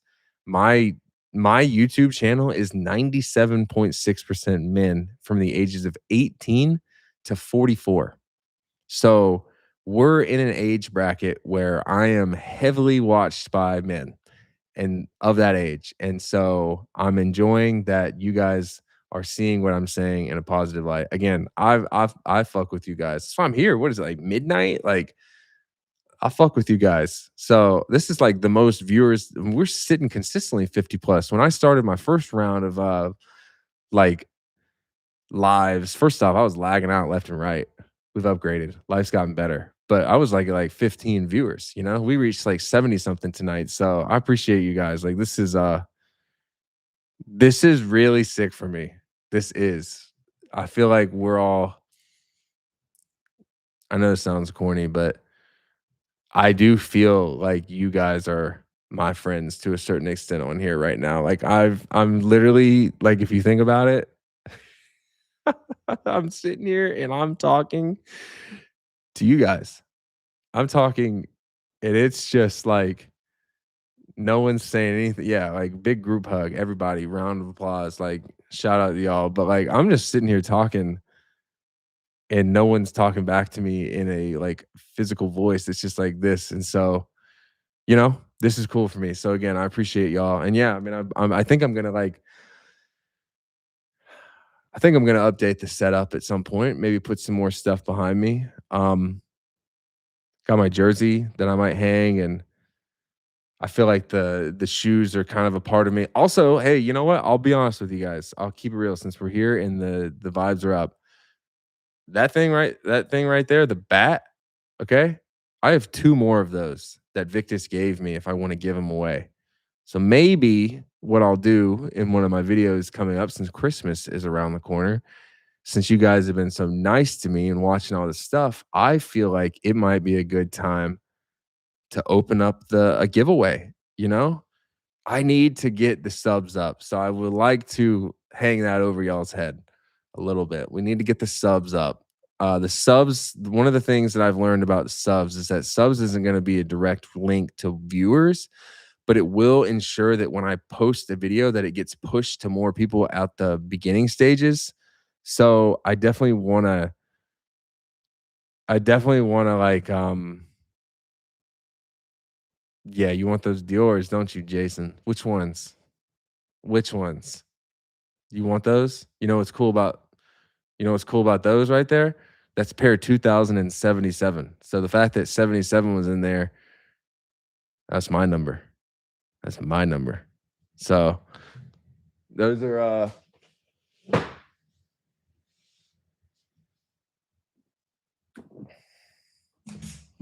these things are nasty. Yeah. Yeah. There you go. Those things have never been worn. Those are crisp. But yeah, I don't know if you can see pair 77 right there. Dude, that's kind of crazy. I bought those shoes without knowing that they were actually pair 2077. Yeah, right? I was like, those are mine. So yeah, I mean if I turn my camera around, which that would be kind of hard, but I do have like a fat wall of shoes behind me. And obviously you guys know that, but I got these. This is a good story. I'll tell y'all this. This is a good story. So I'm pretty good friends with Jason Hayward. Jason's awesome. And I texted Jason whenever we were playing the Dodgers a few years ago, and I was like, hey bro, tell Mookie I want a pair of his shoes. And I wanted a pair of his turfs. Um, because the turfs on the bottom of the turfs are fucking sick, you know? And so I really wanted his Jordan 1 turfs because we wear the same size. I knew that from a guy that I would buy shoes from where he's like, yo, if you ever need like turfs, you should try to get Mookie's because he wears the same size as you. So I texted Jason because he was on the Dodgers at the time, and I was like, hey, I need some of those turfs, bro. You got to get me a pair of those turfs. And he came over, we talked, and then in the middle of like game 2, right before the game, one of the clubhouse managers for the Dodgers brought over a pair of Mookie's turfs, and they weren't the Jordan ones, which is fine. But he wrote, I thought this was so funny. He wrote to Clint, best wishes. Like I was a fan. And I was like, best wishes. Like I wanted the shoes to wear on my feet. So he gave me those and I wore them. And then let me show you no, I didn't wear them actually. I didn't wear them. But he wrote best wishes like I wasn't in the big leagues too at the time. You know what I mean? Like I was like a fan. And I was like, that's And then the thing is, whenever I was with the White Sox locker room was the craziest locker room I've ever been a part of. Everyone was funny as hell. And I showed all of them that, and they were all dying laughing whenever it said best wishes because I was like, "What the hell?" Like, I wanted to wear these. Like, I didn't want an autograph. I wanted to wear them, like. And so later in the game, I'm looking for something, and maybe I'm hoping that I can find it because that night he handed me the cleats, you know? I'm playing right field. This is the best part about how the White Sox navigated. We can all have a good laugh. We're all friends in here now, you know? You guys all remember how it went in the outfield for me. I was a liability at times. Well, the White Sox would put me in the ninth inning when the game was on the line in the outfield as a defensive replacement. I remember being like, have these guys watched any bit of baseball? Like, what the hell am I doing out here in the ninth inning when the game is on the line? And so I got put in the outfield when the game was like in a close situation against the Yankees or the Dodgers. And I'm still looking for it because I got it saved on my phone. And the same night that Mookie gave me his cleats, I fucking hosed him at home plate. I hosed him. I threw him out by a mile. I got it right here. I threw him out by a mile, right? So then after the game, everybody was dogging me, begging me to do it, and I didn't do it because I didn't want to come across as disrespectful.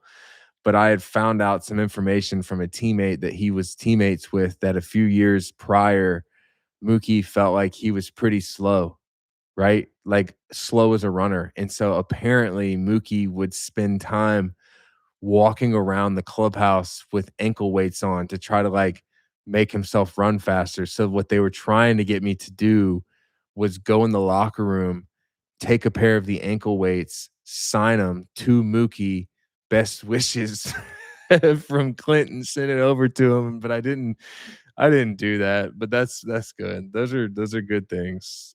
So see if I can get this perfectly.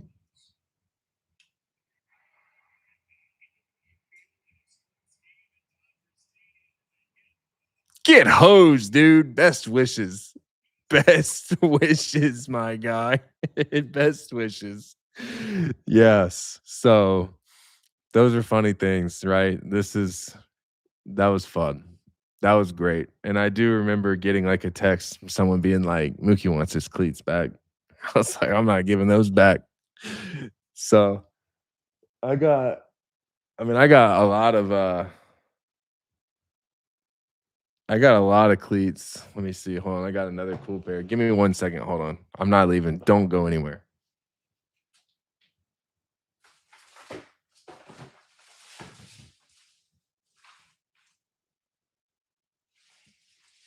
All right.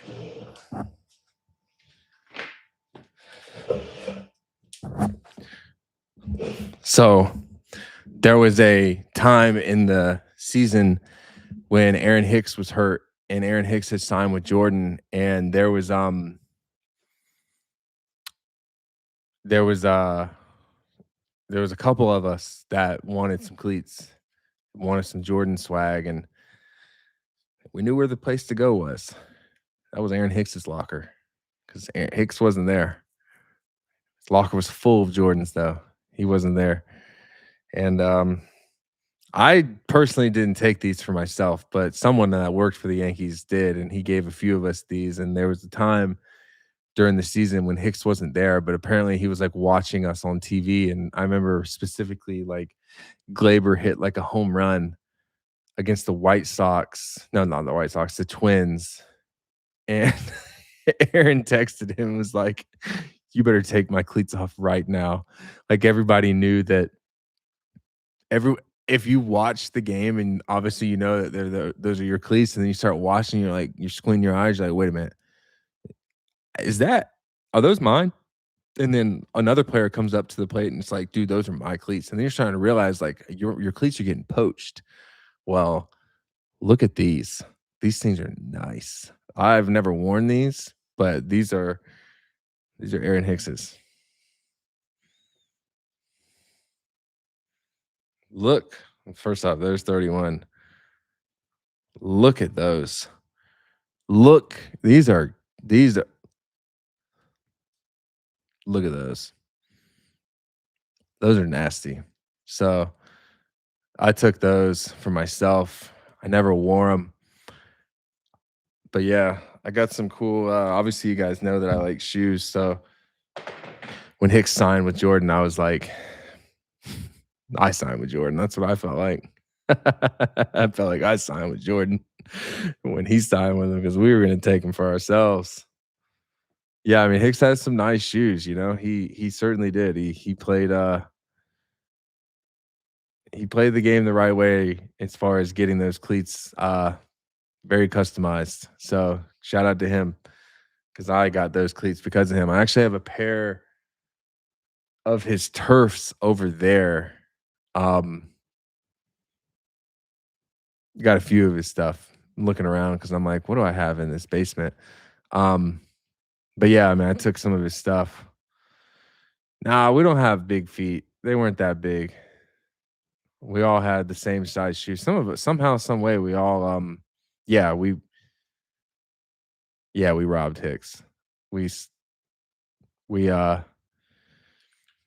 we snatched those things. I'll be honest. I'll be honest. I have more in the back. I got a few more pairs in the back. But again, I didn't take these for myself. I didn't take them. I didn't take them. Someone took them for me. Someone took them for me. And so they knew where they were and they knew that they could get them and they handed those things off to me, man. And so I took them. I took them. No, I don't have any 11 and a halves. I wear a size 10 and a half. And so oh, I'm not really trying to turn this camera around, but I can if I need to. And the reason I'm not is because I'm starting to move I'm moving inventory around my house, as far as like so like where I'm positioned right here, like as you can see, okay, it's hard to do this. As you can wow, hold on. Let me figure this out. I can't do it that way. There we go. That way. That door right there, that's to my garage. So I've been putting a lot of my shoes in that garage. And then that way, dude, this is tough. That way is a wall full of shoes that was like 300 pairs of shoes, but that wall is super wide open. And so I've taken a lot of inventory and like moved it around my house and moved it away because I think I'm going to go that direction and try to I'm not doxing myself. I think I'm going to go that direction and try to move my show over there. You know what I mean? And so because this wall is a little small and these shelves are right here, so I was like, I'll just do it right here, and so, like, I'll turn it around, but bear with me because it's a little messy over there because 'cause I've been moving stuff around, um, and again, I'm on my laptop, so I can't or I'm not on my laptop, I bought the Mac Studio the other day, guys. If you're an editor, the Mac Studio is the way to go. Alright, hold on. I'm gonna I have pictures, they're all over the internet, I'm sure, but I'm gonna try to turn this camera a little bit. So this is as I'm moving stuff over there for my videos. So that wall, as you see, like it's like I don't know how many that is. That wall is empty because I've been moving a lot of stuff. And then I'm moving right here because I'm about to move my show that direction. So then there's more. I'm trying to talk as I'm doing this. And then those are some of the boxes that I'm moving.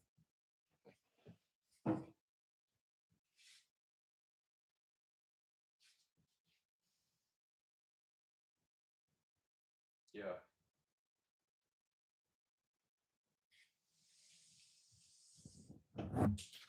So yeah, I mean, I think all in all, I think and then this is where I've been throwing a lot of them. Hold on, you can't see. In there. Yeah, it's messy because I'm moving everything in this room, but there's more in there. So I think all in all, I don't know, probably like because I've sold some recently just because like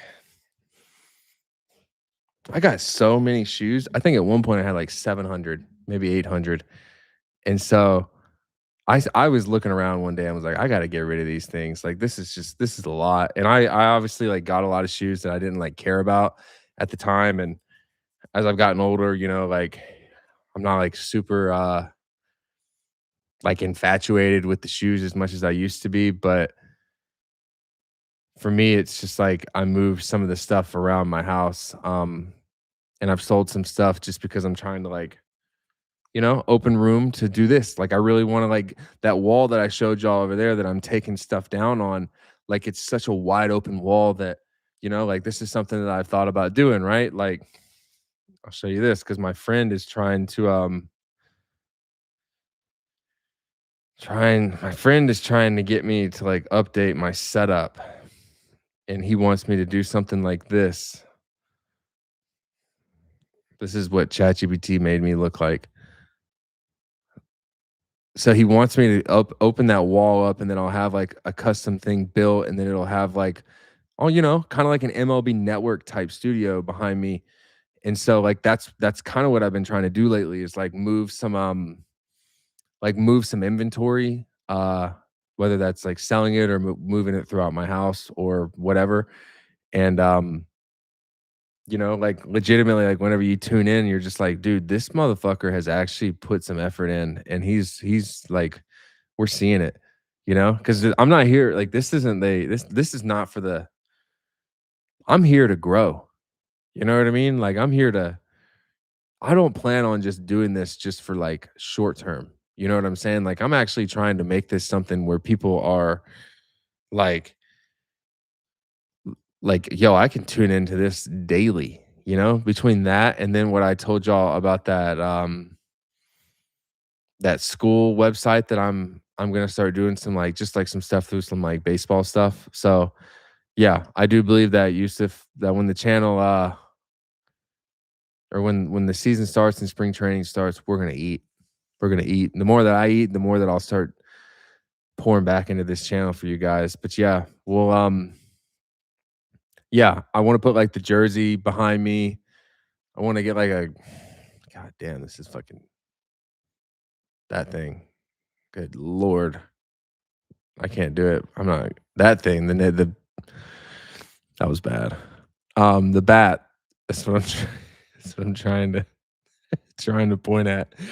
Want to like hang the bat. Want to do some stuff that like you know gives like that signature look of like yo, this dude's not just like filming from his basement. It looks like he's got like an actual studio. So yeah, well, again, hey, if there's stuff that you guys like think that look, because here's the thing, like, and I mean this, I have never watched podcasts before this. You know what I mean? Like I started doing a podcast and I don't even know if this is like considered a podcast anymore. This might just be like a YouTube channel where I'm putting videos out because it's not like really like I don't think it's like a podcast per se. It might just be like, yo, like I've just got a channel that's dedicated to baseball and Yankees in particular, and I'm letting it rock. So I think that for me, it's just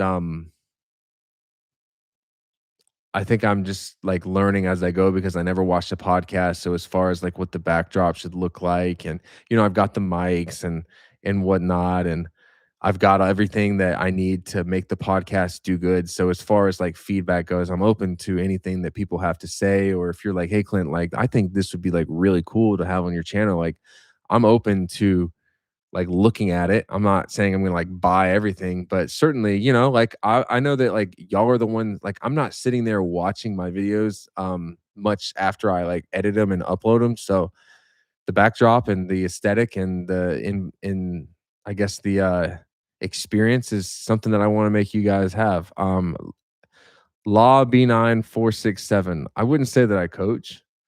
But again, I'll drop it in here. I partnered with this company called School, Skool, and basically it's like an online community where like for instance what I'll do is if you have a son or whatever or anyone, a friend, whoever that you're looking to try to like elevate their game, like you can upload their videos and whatnot to the channel and I will give you guys my best opinion on what I think can be fixed. I mean, I'm talking about making like some overlays, like making some adjustments, some lines on the screen, like giving like own drills that I think would be good. And ultimately just like trying to talk about baseball from a person that maybe you have 1% of respect for. That's really what it is. I feel like a lot of people have opinions on how to get there and how to stay there. And then I look around and it's like, are we really going to pay that guy to teach our kid how to get drafted? and the same could be said for me, but, I'm not a expert by any means, but I'm just somebody that I'm starting to find that I'm enjoying talking about, baseball. How do I feel about them losing Weaver? I feel like Weaver was good for the team in a lot of ways, I feel like Weaver had some aura around him, I feel like when Weaver would talk, I feel like I saw a different version of him every time. He seemed like he had a little bit of like a comedic side to him, like he had fun. He started to get like loose with it. His delivery was cool, made some changes. And then it felt like towards the end of the season, he maybe made too many changes because he started talking about how he was like making tweaks and it messed with his stuff. And so I feel like something that I've been teasing in my videos, and again, I'm not expecting all of you guys to watch every video, but something that I've been teasing in my videos that we could maybe get into here, maybe we can get into then, I don't know. So I did a little bit of research, and again, a little bit, not a lot, just a little bit. And I went back to 2010 and I was looking, again, I said a little bit of research. I was looking to try to find how many players were with the Yankees and then they hit free agency and then they signed back with the Yankees. And it was around, I think it was like 11.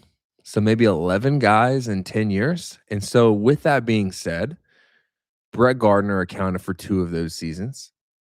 CC Sabathia accounted for 2 of them. Aaron Judge accounted for 1. J.A. Happ was 1. I think Zach Britton was another one. I want to say DJ LeMahieu was 1. So there was a few players that, either spent their entire career there and they signed back, or just guys that like, okay, it's not a ton, We got a few, but it's not a ton. And so it started to make me think that when this offseason starts rolling around and we're seeing that, okay, the Yankees were linked to Luke Weaver. Is he going to come back? He didn't. And then they maybe, I saw something saying that they were relieved that Devin Williams wasn't coming back. It's like, well, I don't know what you mean relieved. Like, you had the option to bring him back. Like, you don't need to be relieved. You should just call it what it is. Like, thank God he's gone. That's what they should have said. So then you got Devin Williams doesn't sign back. And then to go even further, Michael King has an opportunity to potentially sign back. Whether he does or not, we'll find out.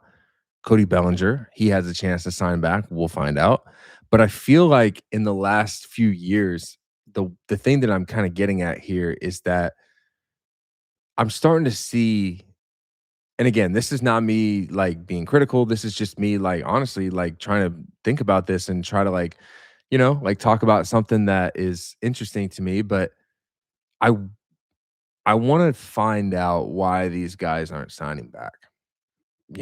Like why do these guys spend their time there and then free agency comes around and then they don't sign back? Like, does it have to do with maybe, like things change? Maybe they got more money. Maybe they wanted a new situation. Maybe they don't want to deal with the media. Maybe they don't want to deal with the front office. Maybe they had a bad experience with teammates. I don't know, but it does feel like underneath the hood, there's something there to be said that some of these guys aren't signing back. Yeah, journalist Clint's working right now. He's fucking working. Okay. He's getting sources. People are actually reaching out to him. I might break a free agent signing here in the future. It's going to be very unlikely because I don't think this guy wants to give me the keys to that car, but I've been trying to get him to do it. So we'll see. But I do want to know why some of these guys, because, like as a player, everyone, like you'll see player, like here's the weird thing. Here's the interesting thing.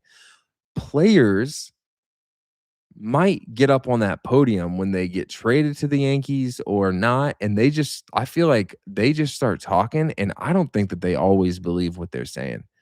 And I think that they get asked questions where they have to be like, you know what?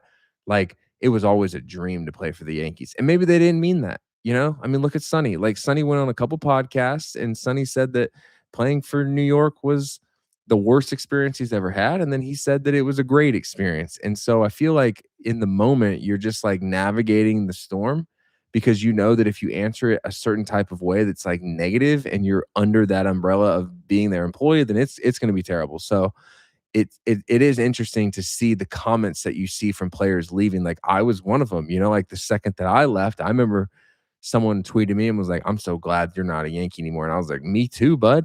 Like, I've been saying that for 8 years, or 6 years, whatever it was. So, I do find it interesting that these guys aren't signing back. So, that's all I'm getting at. I wanna find out what it is. I'd love to, because here's the thing. You guys are crazy if you think I haven't reached out to Marcus Stroman or any of these players that get absolutely screwed over by the Yankees, Because at that point, I'm kinda like, I'm that guy. I'm that guy of, like, I feel like if you got something negative that you wanna say about him, you probably got one guy in mind that you could go to, and it might be the Red Roach. It might be the Red Thunder. Maybe I'm that guy. So, maybe I'm appealing to the negative side of the experience from the Yankees players versus the positive side. I don't think they'll go to me. Let's switch gears. What do you think about Luis Robert? Who do you think he'll sign with? Well, Luis Robert is still with the White Sox, and then he has a club option again next year with the White Sox. So, as far as signing with them, anyone, I think that it's more likely that he'll be traded. He could potentially be extended. You could look at not extended with the White Sox. They're going to be done with that. But he could get declined his team option next season and then hit free agency. So I think it's a flurry of options. But I think that if we're looking at what the highest ceiling is for a player in the center field spot that might be a free agent again, because you have to think about it like this. If Luis Roberts' option gets declined after this season, he's going to free agency. And then Trent Grisham, he's going to go to free agency because he accepted the qualifying offer. And then I don't know off the top of my head the rest of the center fielders that will be in the free agent market. But if Luis Robert goes out there and has a halfway decent season, his ceiling is so much higher than everybody else's. I mean, when I was with Luis Robert in Chicago, that was whenever he hit like 40 homers. And I'm not kidding, guys. It was dumb how good it was, how good he was. One of my favorite things about Luis Robert, again, this is what makes the podcast great. One of my favorite things about Luis Robert, and it was like there was one night, right? Like, I'll just keep it I'll keep it real because this is so funny. We were in Oakland, right? And we touched down in Oakland pretty late. And we got off the bus and we stayed at a nice hotel. But when we got off the bus, I'd never been to Oakland. I'd always wanted to go to Oakland. But we stayed in San Francisco. And so we stayed downtown, and downtown San Francisco was like a zombie apocalypse. Okay. When I'm walking through those streets, it was eye-opening the way that city, because you could turn the corner and it could be completely different. And it was eye-opening because everywhere that I was walking was like luxury stores. And then you look around and it's like you got guys that are strung out on the street, which is like really sad to see. The whole street smelled like piss. Like, it smelled like everyone was just peeing in the streets. But the reason why I'm talking about what I'm talking about is because of Luis Robert. And obviously none of what I just said like relates to him or pertains to him. So when we get off the bus in San Francisco, the first thing that I saw in San Francisco was a homeless man. I'm assuming it was a homeless man. A homeless man had a wheelchair, and he took the wheelchair, and then he rolled the wheelchair up next to a trash can. And then he grabbed the trash can, and then he stole the trash can off of its stand, and then he put the trash can in the seat of the wheelchair. And then he hoisted himself up, and then he got on the back of the wheelchair the best that he could, and then he started rolling down the hill with it, and then he left, and then he stole the trash can. And so, like, that was crazy to me, right? And I remember just like we were like dying laughing because I was like, what the hell? Like, I'm never gonna judge a guy. I'm never gonna do nothing. I can talk to a tree. I can be friends with anybody, as you guys are seeing. But that was eye opening because, like, we're all Major League Baseball players about to go check in at the Four Seasons Hotel, and then this guy is doing whatever he has to do to have food is what I'm assuming, and he's stealing a trash can. And then I'm standing there with Luis Robert Jr. and one of his translating friends, which is another teammate. Because Luis can speak a little bit of English, but it's not like super in depth. Like what I'm doing right now might be a little much for him, but he could read between the lines, right? And so we're standing outside the hotel in San Francisco, and along comes Uber Eats, and it was for Luis Robert, and it was from IHOP, and I was like, IHOP, what are you? Okay, whatever. Hey, late at night, he wants some IHOP. But then I started noticing a trend whenever we were in San Francisco because we'd get off the bus and then there'd be another IHOP order. And I'm like, yo, everyone called him Pantera for Panther. And I was like, yo, Panther, what's up with IHOP? Like, why are you keep ordering this IHOP? And his translator told me, he was like, or his friend, I keep saying translator's friend, my teammate told me, he was like, it's the only thing that he knows how to read on the menu, man. That's what he said. It's the only thing in English that he knows what it is on the menu. And he would order IHOP everywhere, but straight up shredded, six pack, jacked, ripped, all this, but absolutely loved IHOP. So my interactions with Luis were like, this dude's like an anomaly.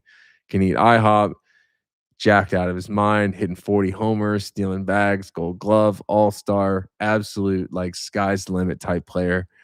I think that when you think about a guy like Luis Robert, like his tools are so loud, but his experience is different because maybe he got away with some stuff because he was really good. You know what I mean? Like that's the thing about some players is I feel like when players are so good, I don't know if all the time they know why they're really good. And so when they struggle for the first time, and look, hey, this can be said about Anthony Volpe and some of these guys that I'm talking about.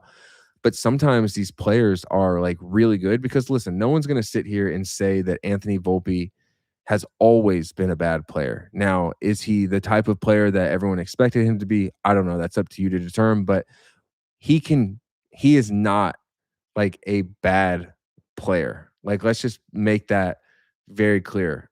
Now, what type of player he's going to be is to be determined. Like, he could go to another team and things could change. But what I believe rings true for a lot of players, and they get the bad rap of them being like, this guy just sucks.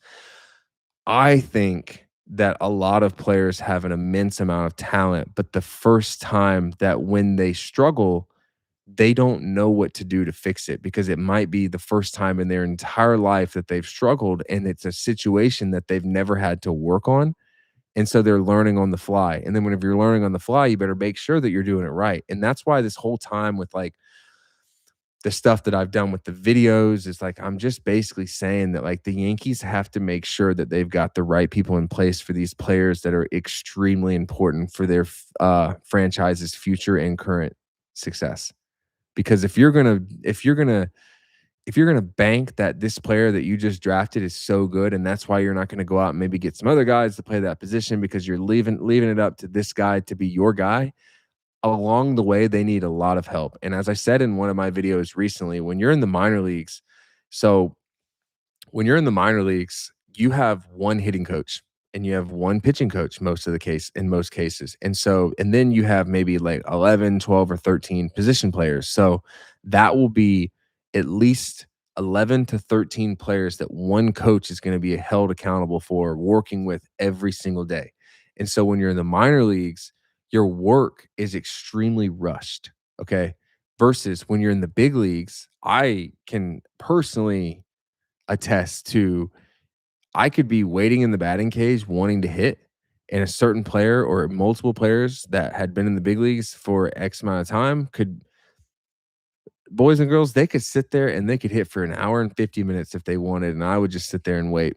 Like there was no clock. They were gonna get their routine done. I remember A-Rod, I'm pretty sure, made a comment somewhere where he was like, someone could be dying on the ground and I'm gonna step over them to finish my routine. That is how much the big leagues people rely on routines. So what I'm getting at here is that in the minor leagues, when you have guys like Volpe and other people that had came up so fast and maybe missed out on some spots that they needed maybe a little bit more time with, and things became rushed in a sense, is what I'm getting at. It's just like, yeah. I think that Luis Robert and Anthony Volpe are immense talent whenever they are playing to their best ability. And I think that if you put the right people around some of these players, you can really like quote unquote unlock things and give them the best opportunity. That's why you keep seeing in my videos, like I'm saying, the Yankees should invite outside or they should invite outside people in.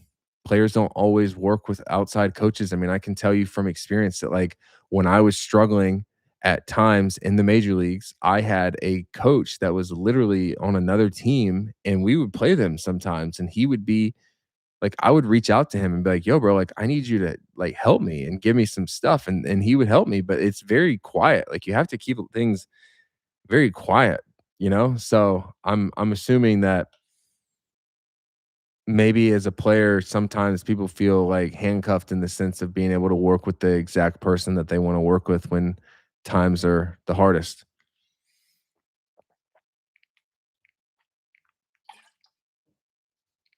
Yeah, I mean, teammates get pissed at one another for making crucial error. I mean, yeah, I mean, I think that in moments, yeah, probably like, I mean, I'm sure that like to a certain degree that with my situation when I was in the outfield, people were probably like, this guy dropping another ball. So, what do you think of Reiki healing? You ever hear is Reiki healing just breath work or is that something different? Breath work is interesting. I do breath work myself. I still do breath work right now, right? When I had the concussion stuff, one thing that messed me up the most was like outside noises or bright lights or busy environments. Like they started to like really make my symptoms start to like go from 0 to like 3 to 4 to 5 to 6, and I felt like the breath work stuff helped me a lot. I personally know that from other teams, the Cubs are really big into that. Cubs are very big into that. Ian Happ is actually an investor in a company that does a bunch of this breathwork stuff, and they have this little like yoga ball that you can buy. Maybe I'll bring it next time on the thing. I have it upstairs, and you can hold it in your hand, right? And then you have an app that it's associated with, and the pace of the breath work is determined by a little vibration that you have in your hand. So you'd breathe in for the extent of the vibration, and then you breathe out with the vibration. And so other organizations like rely pretty heavily on it, but my favorite of them all is the Wim Hof breathing method. If you guys have never done that, it's actually insane. I mean, I would do that before every single game. I would take ice baths, not ice baths, I would take ice buckets full of freezing cold ice, and then I would just dunk my face in the ice multiple times before each game to try to like wake up myself and do everything that I could. I mean, I was hammering caffeine to try to like put those symptoms to the side, but the breath work stuff is I think it's something that people are certainly like once you get accustomed to it, you can certainly um you can weaponize it. Really can. Um let's see. Who else are we talking about? What are the major differences between single A, triple A, and the show?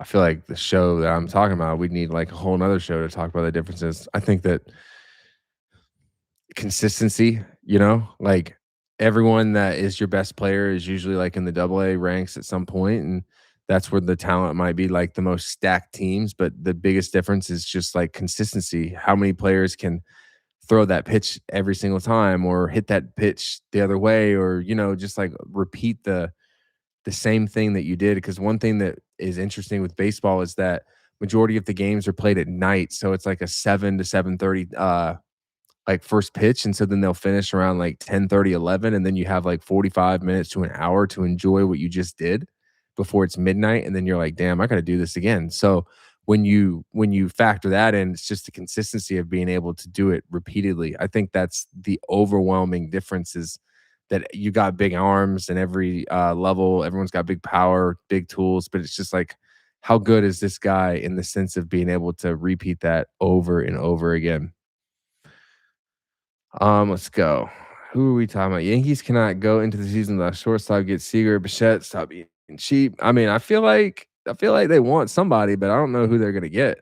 I feel like for the first time we saw with Cashman that maybe there's an opening in the shortstop spot as far as him finally waving the white flag as to who's gonna be his shortstop. Because he made the comment, "May the best man win," and so that's not necessarily overwhelmingly positive for Anthony Volpe going into the season, knowing that this thing right here is busted up and he's going to be rehabbing it all spring. And the interesting thing about Anthony Volpe is that he does have options.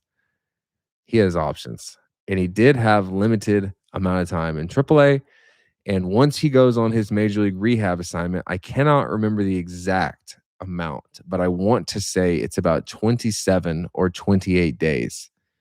And that is the amount of time that you can spend on a rehab assignment before the team has to decide what they're going to do with you. Now, what they can do in some situations, but they probably won't because it will cost them more money, but they can end your rehab assignment and then start it back.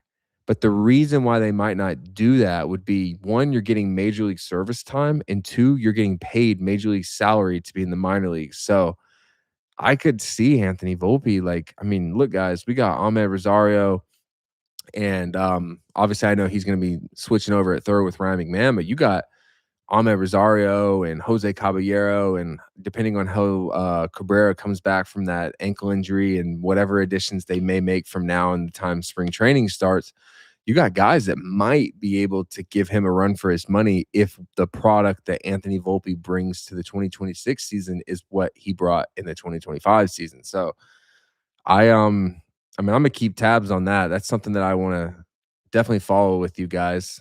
It's interesting though, because I don't want to like toe the line as like somebody that's like critical of former players, but you got to call a spade sometimes and do it that way. But I'm gonna do it respectfully. Um, you willing to invite other players on your show? Yeah, I'll invite other players. It's a matter of like, do they want to join? Like, hey, if an opportunity came, I would go. But like, here's the reality of it, people. Like, I have not swung a bat in a while, and my my medical files are pretty deep. That was the one thing that I found out whenever I left the Yankees was when I signed with the Cubs, they were like, well, there's another situation that came up that made me realize how thick my medical file was, but it was like my medical file was like a damn near a novel with how thick it was. How many notes were in there? Because the concussion stuff rings deep, people. I mean, I can't tell you how many. I mean, I can. I'll tell you now. I don't know how long you guys are sticking around for. Y'all got work tomorrow? Like, that's the real thing. Y'all got work? Like, it's 1 AM. I saw everybody with the concussion stuff. I saw I saw a neuropsych. I don't know what it is. I saw a neurologist. That's what it was. A neurologist from Connecticut. Saw a neurologist from Pittsburgh. Saw a neurologist from Michigan.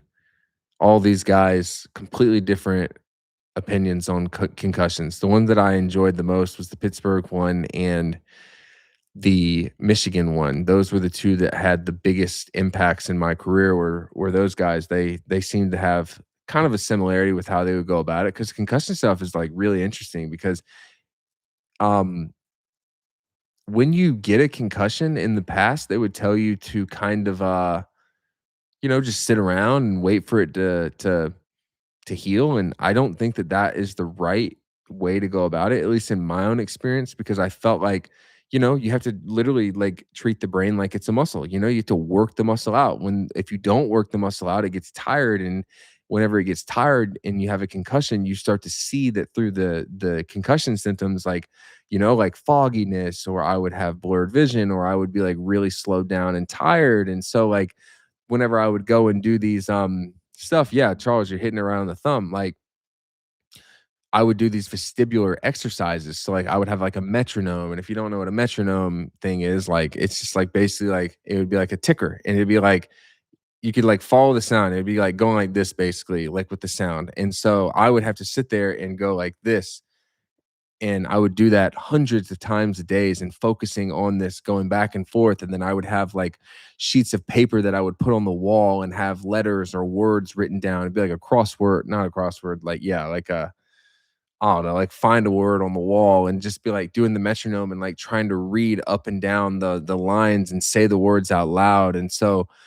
I would do stuff like that, or, like, in my case, because mine was a vestibular concussion, because there's multiple types of concussions, but because mine was, like, I hit the back of my head like that, that when I would look for fly balls and I would have to, like, I would be looking up in the sky, that would be something where it would literally feel like, like, when you guys, like, wake up and you, like, get up too quick and you get, like, really dizzy, like, that would be, like, the state that I was, like, constantly living in, And so, when you start thinking about, like, this ball is coming through the air at 150 miles an hour or 115 miles an hour, and I'm looking up in the sky and I'm not seeing it the way that I should, but I'm out there because I know that if I'm not, someone's gonna take my job.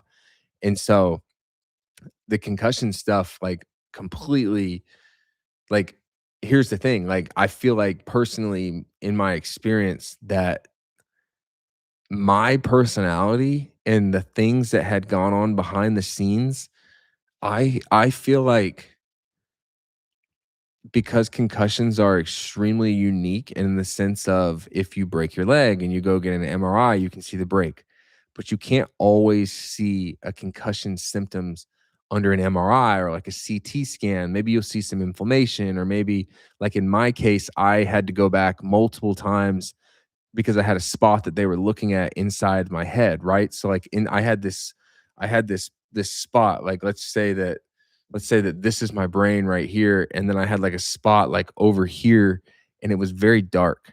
And basically what that spot was it was like blood. It was like dried blood. So it showed that I had taken like a significant blow to the head, and that it caused something. We don't know when that happened. I don't know if it happened whenever I was younger. I don't know if it happened from the injury that I had that caused me to miss a lot of time, but my symptoms were like life altering to a certain degree because I was having a lot of hard times in my personal life. And so when when I was the way that I was, and that my personality was the way that it was, in it came down to it, and you couldn't always see on the MRIs over like extended periods of time, that I felt like the Yankees maybe thought that I was trying to, I'm just gonna say allegedly, I feel like maybe they thought that I was using the concussion as a way to get out of the Yankees organization. And I don't know if they fully believed that I was actually going through what I was going through, and that I was just looking for like a way out. But like in reality, that ruined my career, because the amount of people that I had to go see, like, obviously I just said the psychologist or the neurologist, then they made me go see neuropsychologists. The neuropsychologist, I ended up getting a bill on my own after I was with the Yankees. It was seven, or no, it was $10,000. I did 10 sessions or something with this person. It was $1,000 a session. I was like, I'm not paying that. And then there was medication that I had to take, and it was like $1,000 per, um, because it was like I had to do like an injection um in my arm, and I had to pay for the injection and the medication myself. And I had to, like, the Yankees would make me, show, thank you for that, man. Listen, one thing that you guys need to know is that you don't have to ever tip me. You really don't. I appreciate it. I'll send it back to you by all means. I do very much so appreciate that. Never ever in here feel like you have to do that, please. But thank you. I do appreciate that. But I had to, at one point, I feel like my situation went to the point that it did because I went through symptoms I went through having symptoms for so long that maybe there was like, I had made comments to them in the past where I was like, I haven't like fully told you guys what I'm like going through because it's just gonna find its way into my medical file, you know what I mean? Like, it's not gonna help me, like, it's gonna ultimately hurt me, and so, like, that's just gonna cause a team to be like, "We do not wanna give this guy a couple $1,000,000 if this guy's medical file is the same width as a Harry Potter book." And so, when I would show up to the field, they had me fill out a survey. So, I used to have to fill out this survey, and the survey would be, like, 20 questions, and basically, it would be something like, am I having symptoms today? Am I happy? Am I sad? Do I want to kill myself? All these kinds of questions. And every single day, they file that thing away and they put it away. And I think what it really came down to was that if there was a situation that was ever going to come up in the future and I was going to try to go after them in a certain degree, they were keeping me in check because I couldn't play in the game if I didn't sign or fill out that survey. Like that was the first thing I had to do every time. This started in 2021. I had to fill out that survey before I did anything. If I did not fill it out, I was not playing in the game. And so, yes. So here's the thing. Now I'll get to that. So when Anthony Rizzo has his concussion, that was the first time that I wondered if they actually maybe thought to themselves, like Clint was telling the truth the entire time, you know? Because the difference between Anthony Rizzo and me is that he's a World Series champion and he's made hundreds of millions of dollars, and he couldn't even come back at the same rate. And then you look at me and I'm having trouble. And so I actually felt like Anthony Rizzo might have been the reason that they maybe believed me after all that time, because it's tricky, man. I mean, you look at all these players, like I don't really understand how some guys get back out there so quickly, but it's different in a lot of cases and people go through experiences completely different. And so for me, it was just like it wasn't a good one, people.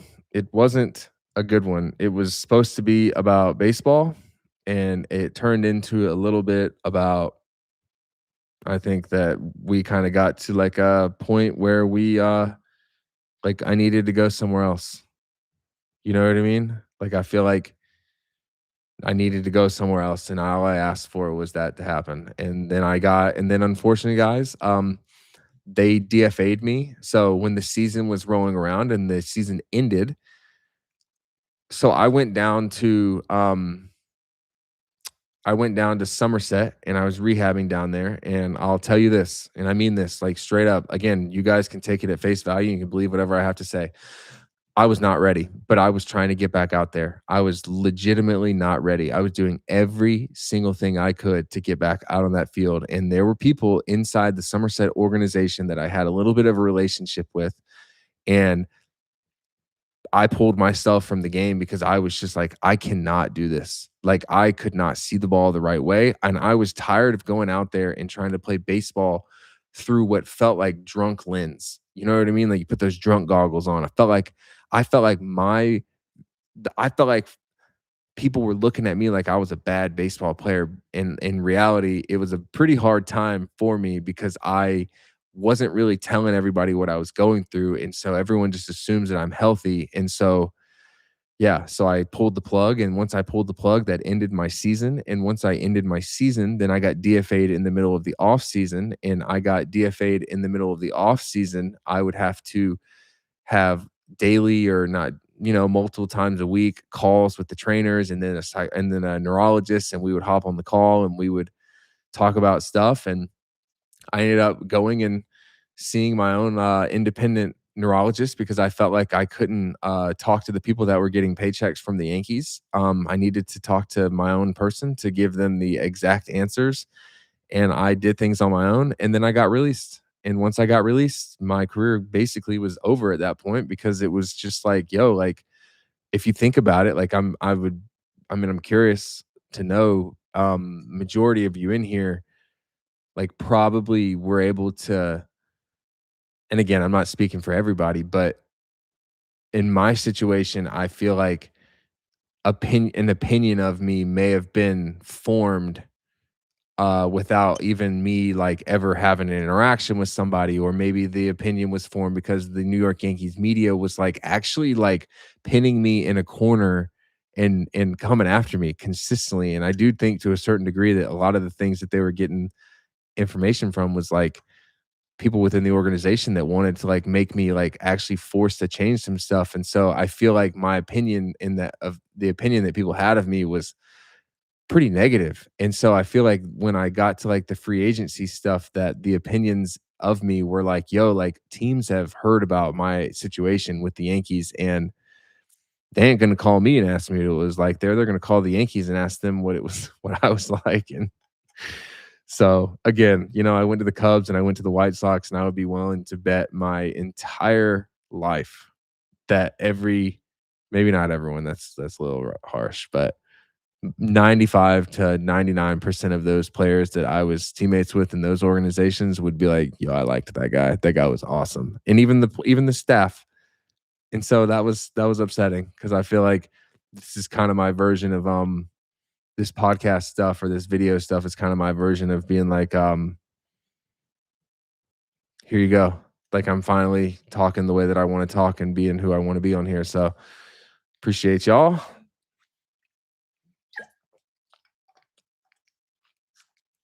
People can get strange about head injuries as they think it's a psychosomatic when in the reality. Yeah, I mean, I had a lot of people. I mean, guys, they sent me to somebody. I don't know what the name of the title is. They sent me to somebody, and they were trying to like find out if I was allergic to my cats. You know, like that was how desperate it felt like for to us to find an answer.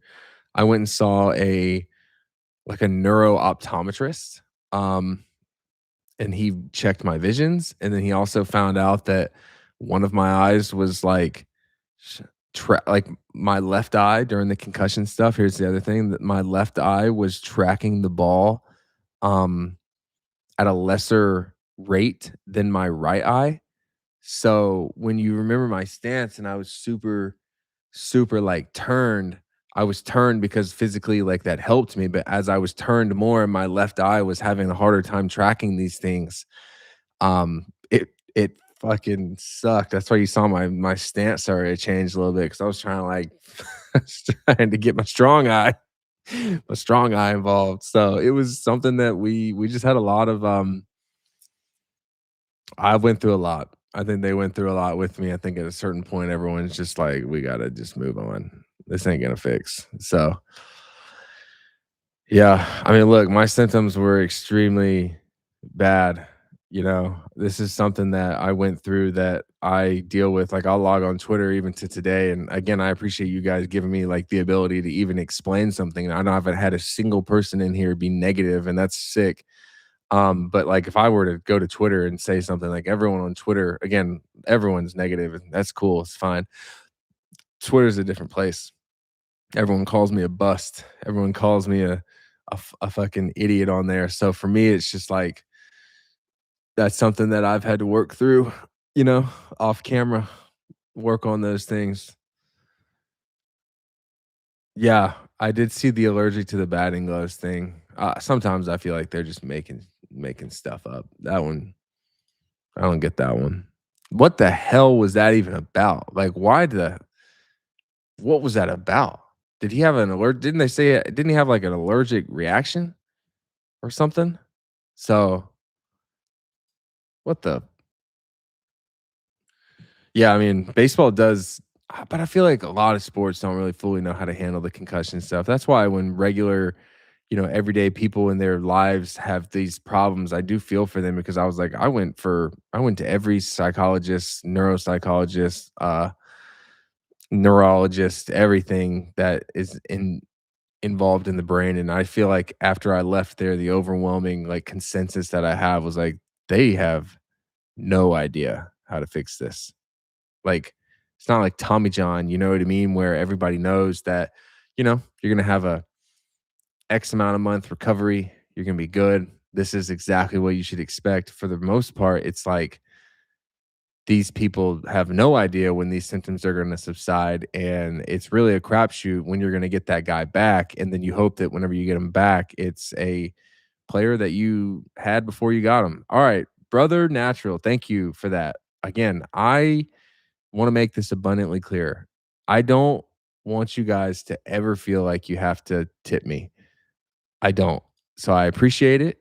I swear to God, I'm very appreciative of it. But again, don't ever feel like you need to tip me for that. I'm getting paid from the ads that you guys are watching during the videos. And I don't know if y'all are watching ads while we're doing this show right now, but no, hey, look, you can super chat if you want. I'm not gonna say no, but I'm just saying I don't want anyone here to be like, Clint just trying to rug us for some money on these lives. Like it's more like, nah, man, I'm doing this for the love of the game. You know what I mean? What's the super chats? Talk to me about that. What does that mean? I feel like I feel like I could figure that out. I don't know if I have that turned on. What's that? What's that mean? I've seen the super chats like behind the scenes whenever I'm not on the screen right now. So if you're saying something about super chats, here we go. Let's see. Yeah, I feel like I got them. I'm looking at it right here. Can you post pictures in a live in a stream? You can't, can you? Super chat has a highlighted message containing tips. So I don't have that. Do I? I don't have that. But I'm looking at it on my screen. I do. Like my earn tab on it says gifts are enabled, super chat, super stickers, and a super thanks. What the hell is why is there 3 levels of super? Yeah, I've got them. I promise I got them. So, I mean, hey, we're grinding right now. Yeah, hey, brother natural, is that not a I don't really know how to I don't know, man. I'm sorry. I feel like I don't know what I'm doing right now. Why'd they send you back down in AAA in 2000? That's a great question, guys. I can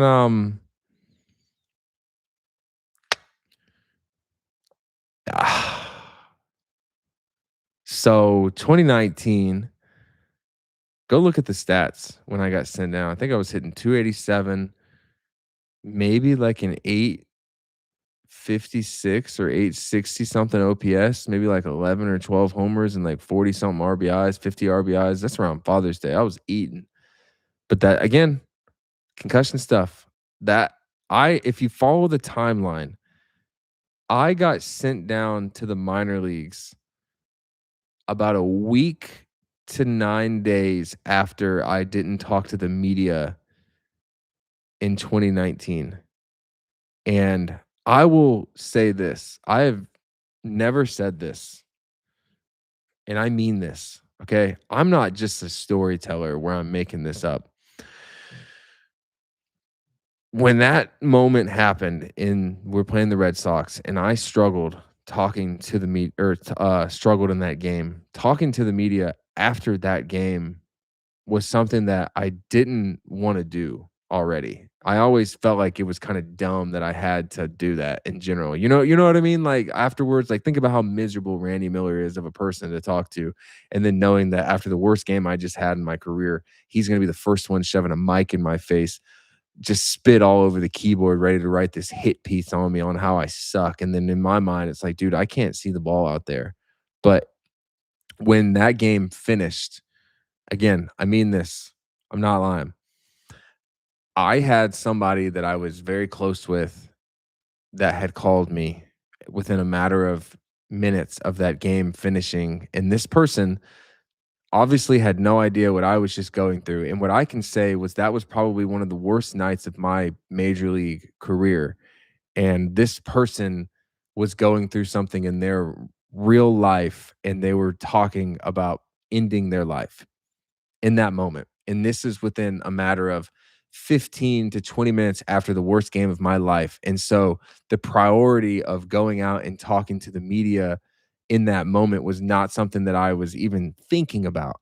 And so I mean that. And again, I'm not just going to come on here and just like say this. Like, you can think about like how long I could have had to say these things, and I haven't said any of them, and it was out of just like in that moment I didn't, it wasn't about baseball for me. It was about like, yo, like I got somebody that called me in one of the worst moments of their life, and I'm actually in one of the worst moments of my career, and I gotta step up.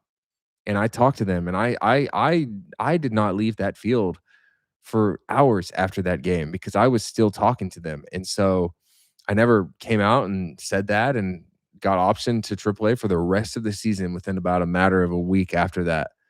And never, and then I remember being down in the minor leagues, and Aaron Boone was asked, he was asked, he was like, "Is September's rolling around here pretty soon? Is Clint coming back?" And he was like, "Yeah, like I don't know. We'll see." And I was like, "We'll see." I mean, 290. Like, what the what the hell? Like, so it was confusing. It was like I felt like I was up against the final boss in that video game that, you're never gonna beat, but I just kept going up against them and just kept taking those L's, people.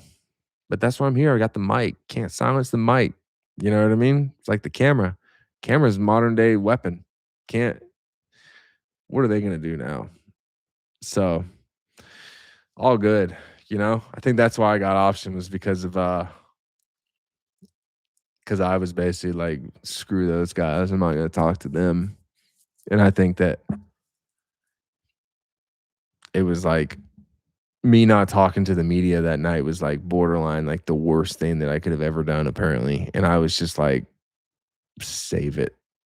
You know what I mean? Absolutely save it. So that's honest to God what I think. They sent me down, told me I needed to work on my defense in the outfield. And that's, sometimes I feel like they send you to the minor leagues with a little bit of a cop out. And that's what they just say to like motivate you, like fire under you, light the fire under the player, tell them like, hey, like, we'll see you back in a few weeks. It's like, dude, I don't know if I'll ever see you again. At the rate y'all are at the rate this is going, I'm not gonna be surprised if you guys are gonna turn me in to go to jail. So it was who was Princess Kate? What did I miss in this bitch? What's going on? What did I oh,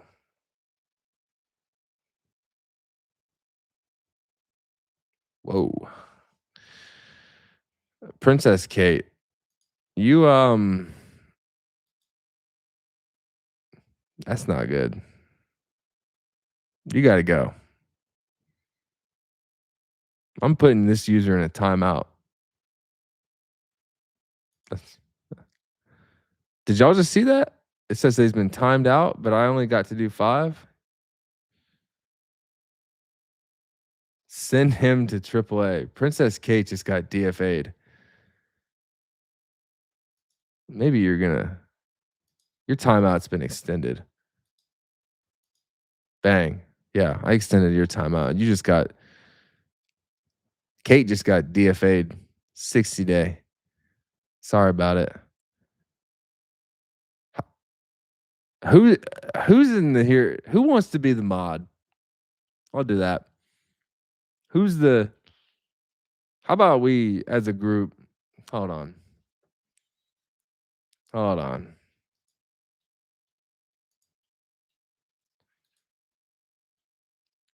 I don't know how to do this. Um, who should be the mod? I'm gonna do a poll right here. Who's who's deserving? You know what? I'll be honest. Mata, I remember your name a lot. I'm gonna put you on it. Okay, you're gonna get the. hold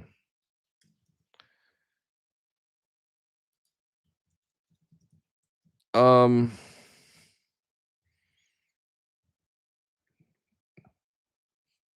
who wants to be the? Who's the?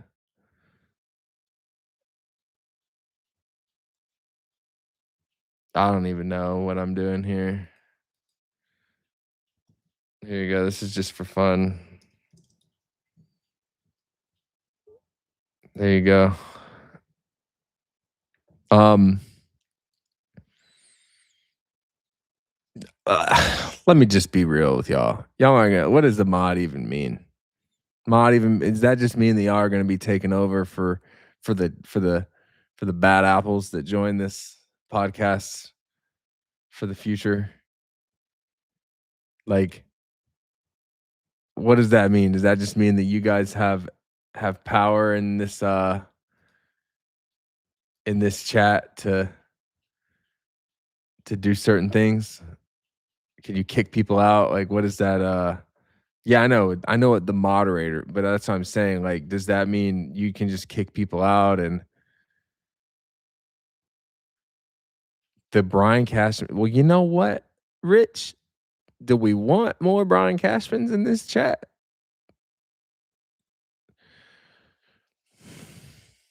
Do we want them? Do we want? Do I need a moderator? Do I want a moderator? Do I have spam?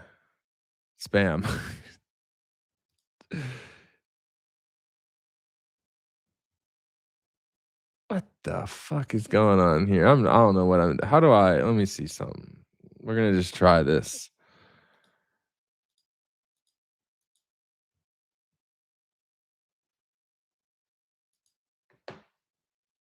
Um, there's two versions of a moderator: a managing moderator that can manage blocked words and change chat modes in the live, also has capabilities of standard moderators, or a standard moderator can review and remove chat messages and hide or put users in timeout. For those of you that know anything about this, do I need to do the managing moderator or the standard moderator? So I don't need a mod. I mean,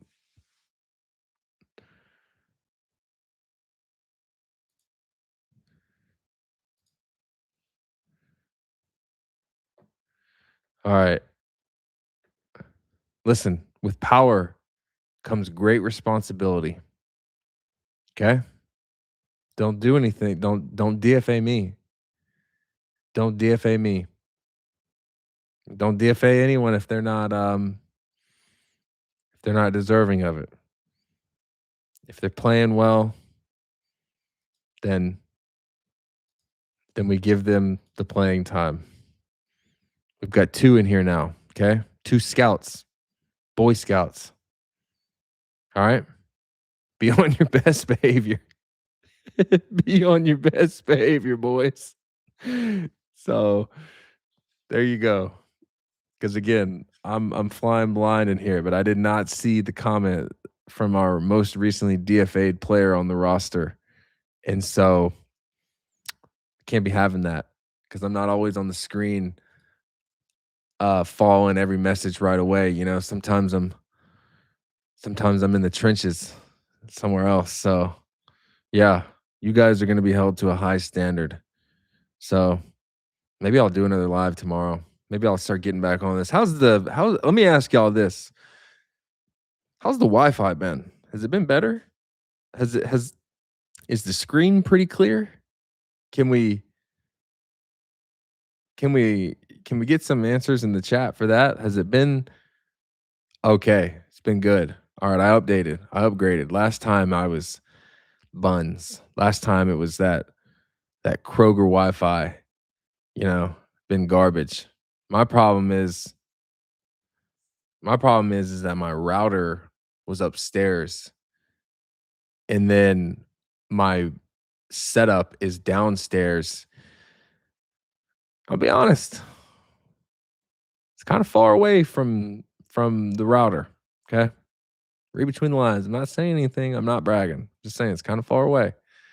And so I um I bought these things called these like Deco or something. And so I got another router.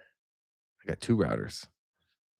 I got like Akimbo. You ever played Call of Duty and you got the Akimbo G18s? I got the Akimbos. I got a router right there, right behind me. We're ready to go. So if I'm gonna that was another thing. I was worried about hopping back on the live and my Wi-Fi being shit and you guys just being like, "What is this guy doing? Lock in, buddy. Lock in." So I came back whenever I went in the lab and got this thing rocking in the right way. I got moderators now. I got a Mac Studio. Look at this thing. Check it out. See if I can paint this picture the right way. Got the Mac Studio. Look at that thing. Sheesh. Yeah, got the studio.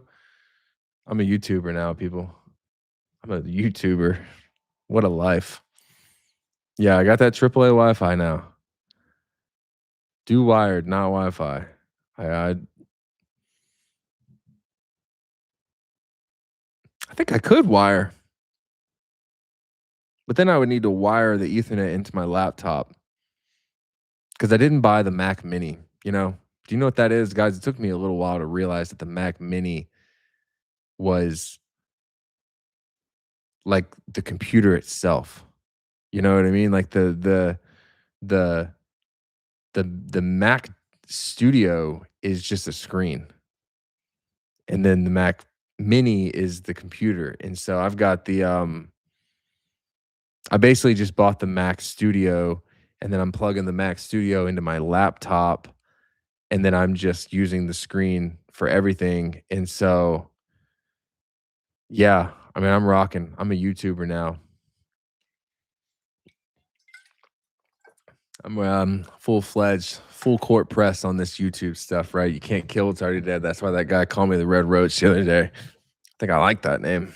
I think I respect that name. Sooner or later, he will start getting spammed. You guys do good. Yeah, don't let me get hey, do not let those leeches in here, Mata and Brother Natural. And here's my next question. Okay. Because y'all are moderators now, does that mean the next live y'all are automatically moderators again? Or do I need to call you back up to the big leagues again? Are you moderators until you get DFA'd? It's gonna be a sad day if you get DFA'd. Just know that. I've been there. I've been there. I have been there. Okay. Does the moderator only mean for lives? Just trying to, got my eyes on y'all right now. But does it just mean for lives only? Is that I'm looking at the screen. Just checking it out. They still got options. Okay. I like the way this chat is going. Okay, so it's only live chats. Joe, are you positive? It's a full-time job. It will be a full-time job when this thing's up and running. We got 65 people in here. The one thing I'm excited the second I said that, we lost 63. I'm 62. Y'all were dropping like flies the second I got excited. I'm excited to see where this views end up whenever I post this on the channel because I look at other people's channels, guys. I'm not gonna lie. I look at other channels and I see that they streamed 3 hours ago and it says 6,000 views, and I'm just like, what am I doing wrong? You know, like what is my channel? Why is my channel? Why do I feel like I'm putting good content out there? Like right now, like for instance, I put, it's nothing crazy. It's not like a crazy video, but I put a good one out of the Yankees should not trade Jazz Chisholm today. And the way that YouTube works, if you're not on YouTube, YouTube ranks your last 10 videos that you post. So if you have a 1 out of 10, that means that's the best video that you've posted. And then if you have a 10 out of 10, it means this shit's trash. And right now, my video is trash. 10 out of 10. It's borderline, an option's going to be burned. Yeah, Give it time, you'll get the views up. I appreciate it. I'm working on it. It's hard to look at it because it's like I'm like, yo, I got a good product. I got good camera time. I'm giving good insight. I'm blowing my load early is what it feels like. I don't yeah, hey, strike blitz. We need more of that. You think that it's more about my titles? I did watch a video today. I found myself on YouTube. I'll say this. I love talking like this. When I got the studio, because I got the Mac Studio yesterday, I sat down, I set this thing up, I felt dangerous. I legitimately felt dangerous. I felt like this screen was gonna change my life. Like I was gonna make a decision on this computer screen that was gonna change my life. So I wanted, you know, gonna start putting some good stuff out there. Needed a bigger screen and whatnot. So yeah, I've been doing the SEO tags. I'm not gonna lie, I've been using ChatGPT to like formulate the SEO tags. I'm learning that as I go. I got a guy that does my thumbnails. His name is Nihal or Nahal. I don't know how to say it, but that's my dog.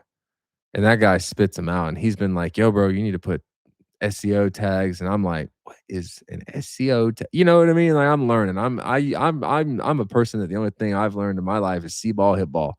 And now I'm SEO tags, keywords, descriptions, hashtags. So I need to do hashtags in the description. It y'all are this is good. This is good feedback. Cause you know what's the best part about this? This is funny. One, we're not even talking about baseball right now. And y'all are still in here. Two, every time I'm scrolling on Twitter, I see like Aiden Ross and I see like that neon dude. I see all these people and they're just like chat, chat, chat, chat. I feel like one of them right now. Like I'm just like, chat, what's going on? You know, y'all are helping me out. That's the thing that y'all are helping me out. I appreciate it. We're gonna get there. We are going to get there. Shared social media, hopefully new yeah, I mean, I think that over time people will trickle in. I think I can add some hashtags. I think I know that it's gonna take time.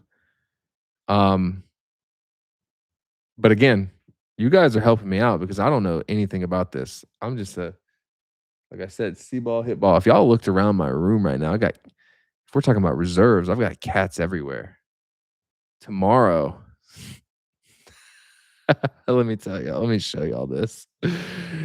So my wife sent me this video, and I might go get another cat. Just add another cat to the roster. There's this cat. Her name is Billy. Billy has an overbite. Billy doesn't have what looks like a normal face. So I might have a new player on the roster tomorrow. Look at Billy. Look at those teeth. Look at those teeth.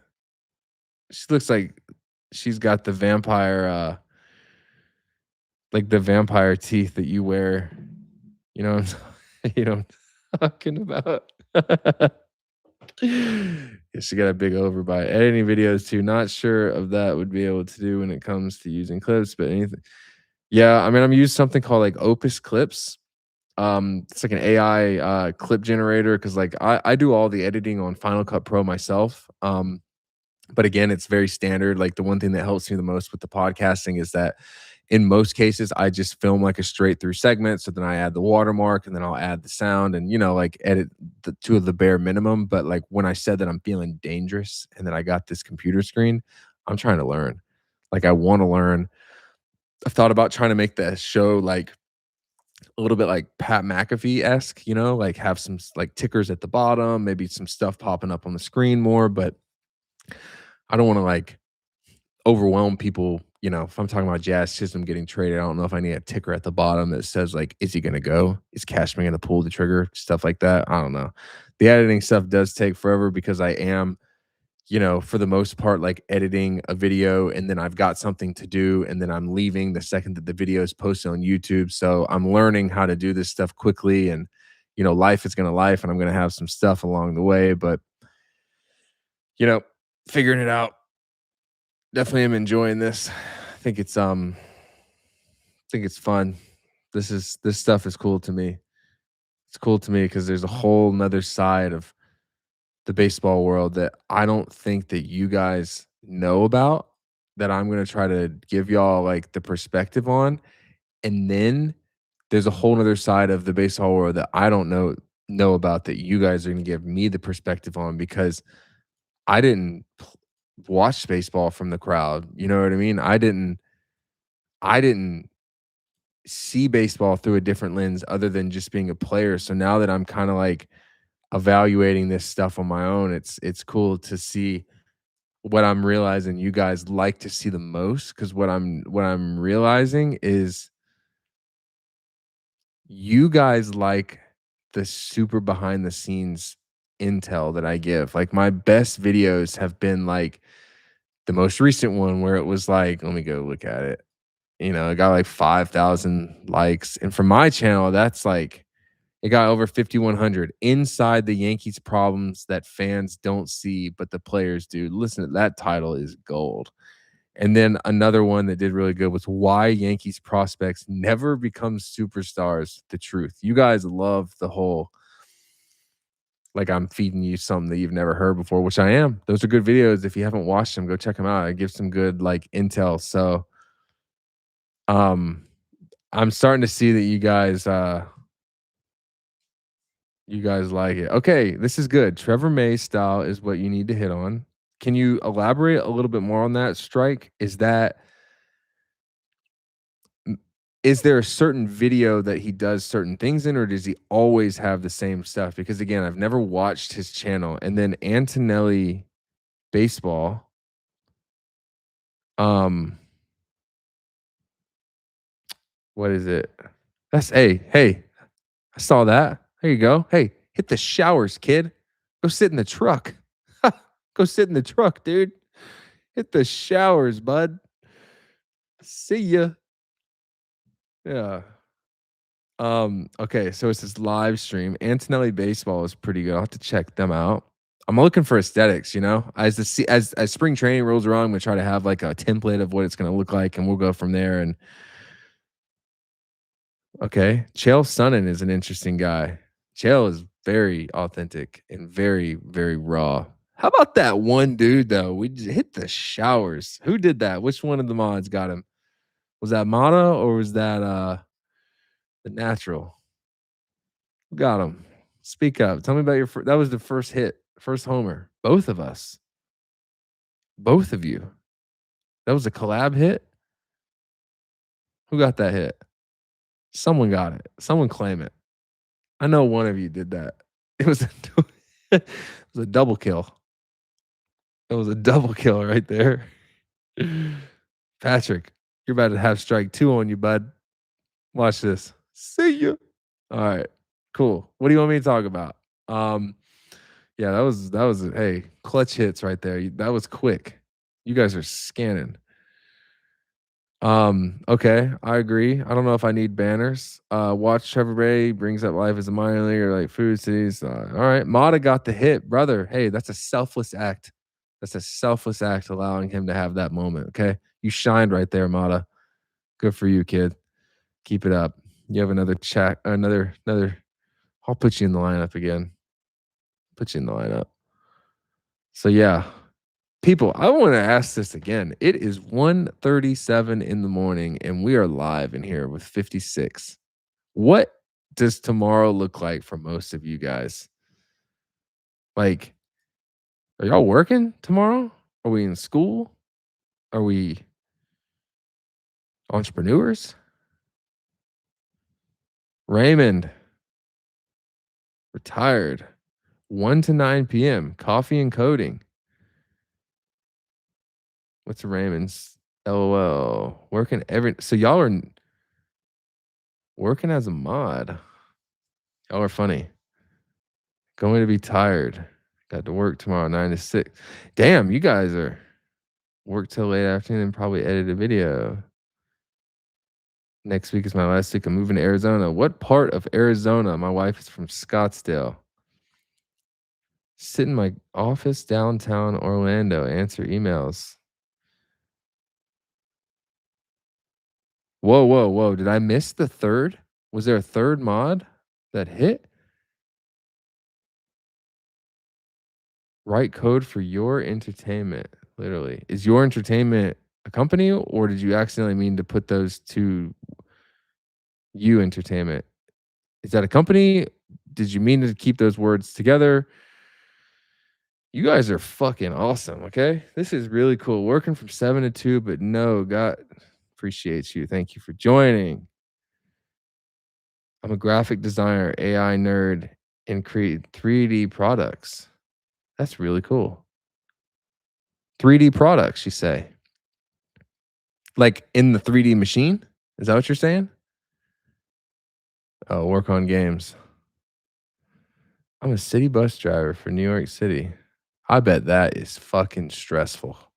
Because when you walk through New York City, the people that are walking through the streets, they act like the streets were made for them, not the cars. Nothing. I bet that is stressful. Listening to your videos make the day go by faster. Appreciate you put. Thank you. I appreciate it. 3D print, save the republic. We might have to find a 3D print to go back there, my guy. Or that's right there. Yeah, maybe. We'll see. All right. Extremely stressful. I bet, man. I bet that being a bus driver, a driver in New York City is taxing mentally and physically. Oh, South Carolina. Hey, we got Eskimo brothers in here. MTA drivers. Okay. All right. Would you do post game shows in the season? Like a post game live or like a here's the thing, guys. Like, all right, I'll ask this. If you were to scroll my channel and you saw that I posted a live video, because like here's the thing, when I do a live, the live will automatically get uploaded to my channel. And then if anyone is looking at my channel right now, as you can see, that ticker says 3 hours and 6 minutes. I don't know if anyone's gonna I don't know how many people are gonna click a 3 hour and 6 minute video and actually watch it. But if you do, there's some good stuff in here. But you might miss some stuff if I do the live. Would you be would a live after a Yankees game be better than a video after the game? I think it would. I think it would be better. Um, yeah, I agree. Like 30 to 45 minutes would be good. I could do a post recording. I mean, now I could do like all kinds of yeah, I think that would be a good I think I could do that, Rich. I think it would be beneficial, you know what I mean? Because I feel like for good or for bad, you'll catch some people after the game that might be riding the high of a good game or might just be like, "Yo, what just happened?" Like, I need to see if I saw that the right way. So, I feel like lives would be better, um, for that situation, you know? We're gonna have to have maybe multiple mods in here if it's a bad day, you know? I can't be DFAing everyone in here. I gotta have people helping me. I gotta send the dogs on them. You know what I mean? I gotta send the dogs. So I think that for me, a post game live would be more likely. You know, my wife goes to sleep pretty early. Um, but also here's the thing, I'm like having a hard time with this Yes Network. I don't want to add that to my like TV channel. I don't want to pay for that. I just wanted to log into MLB.com and buy the subscription on there. I don't have to go to Xfinity. I'm paying like $360 a month for Xfinity. I don't even know what channels are on there. I genuinely have not watched regular cable TV in 8 years, and I've paid every month for the cable, and I've been thinking, like, I need to cancel that because all my videos that I watch are Netflix, HBO, Hulu, Paramount, Disney. I got them all. So, I'm like, "Yeah, bro. How you just found out that Law B9?" Yeah, that's my father-in-law. I've never met him though. Never met him. Never we've never had a conversation. But yeah. Yeah. Yeah. So I'll probably do it live after the game. Um, Stream East. Okay. Didn't Dana White get Stream East shut down? I thought I saw that the other day. Yeah. I'll, I'll do it. But what I'm getting at here is if I'm gonna do these post game lives, I gotta make sure that I'm, like, watching the game, so I'll try to be in tune because I don't wanna hop on here and, you know, act like I watched the game and I didn't watch the game, and then you guys can just absolutely read through my BS that I'm feeding y'all. So, yeah, I'll do some post game lives. That took a long time for me to answer that, but I think post game lives would be better than like a post game video. But obviously, if I'm feeling froggy, I'll do both. I'll do both. I think it would be cool. It wouldn't be cool. It'd be dumb. Let you guys watch me film a video one day, because then you could be like, "How is the fuck did this guy come up with that thought?" But that's dumb. That's what a live is all about. So we're not going to do that. Live post games are what we're going to be doing, people. That's the finalized answer. Gonna have my mods in here, my dogs, my people. We're all going to just spit what we thought we saw during that game, and maybe we're all, yeah, we'll be rocking by then. What time is it? 1:45. God damn. I think that I'm going to say this, and we'll just say maybe there's a good chance I'll be back tomorrow. I think 2 a.m. is the cutoff for this. 2 a.m. We got 15 more minutes. Joseph, pinstripe territory. That guy came after me. You know, that guy came after me recently. That guy commented on my post that I said that the Yankees don't create superstars. So, like, let me walk y'all through this, okay? Let me just like take you through my mind with that. I did the title. Let me make sure I can read the title. Let me go back and read the title verbatim. Why Yankees prospects never become superstars, and in parentheses, the truth. Now, do you guys actually think that I did not know that Aaron Judge was a Yankee prospect that is a superstar? Okay. That was by design. That title was perfect, It was great. It's a little bit of rage bait, got to sprinkle that in, a little bit of rage bait just so people can click on it, cuz you might not want to click on it, And so that guy did what I did in pinstripe territory, went out of his way. Like it I'm not that guy. I don't want to be mean. I'm not going to be that guy. I'm not going to be that guy, but I'm going to just say what he said. He went out of his way to comment on my video, and he said something like, Aaron Judge, maybe you should stop something. And basically, he said, maybe you were never a star because you sucked. And I was just like, okay, we're going there. Did you watch the video? Like, did you see anything that I said? Because I made some good points. Um, and so we commented that, and he was like, "You, you suck." And my response back was, "Someone's grumpy." That's all I wrote back. It didn't go there. But what he did do was he brought awareness to his channel for me, right? So I saw it and I was like, huh, this is another podcaster. Like, we're beefing? Like, are we hold on.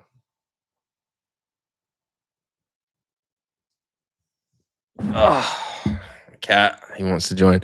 So I saw that he was a podcaster for the Yankees, and I was like, oh my God, like this is my op. Like he's bringing awareness to my channel, or he's bringing awareness to his channel. I'm seeing that I got people out there. So then I was like, I'm gonna snipe this guy's viewers.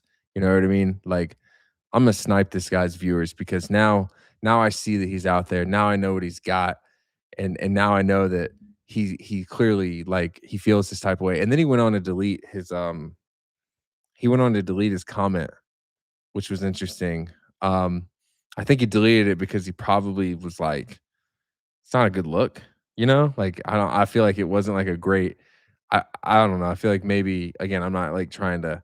I don't know the guy at all. I don't know his first name, last name, nothing about him. But I feel like we could all agree that that comment was a little harsh. You know what I mean? So, like, maybe after he posted it, he was probably something like, "Yeah, that's not." That's not a great look. And so he deleted the comment, and then I saw that he's got a lot of subscribers, and I was just like, "Yeah, those about to be mine." That's how I work. That's how I work. I was like, "Those are gonna be mine." So I think that's funny, and,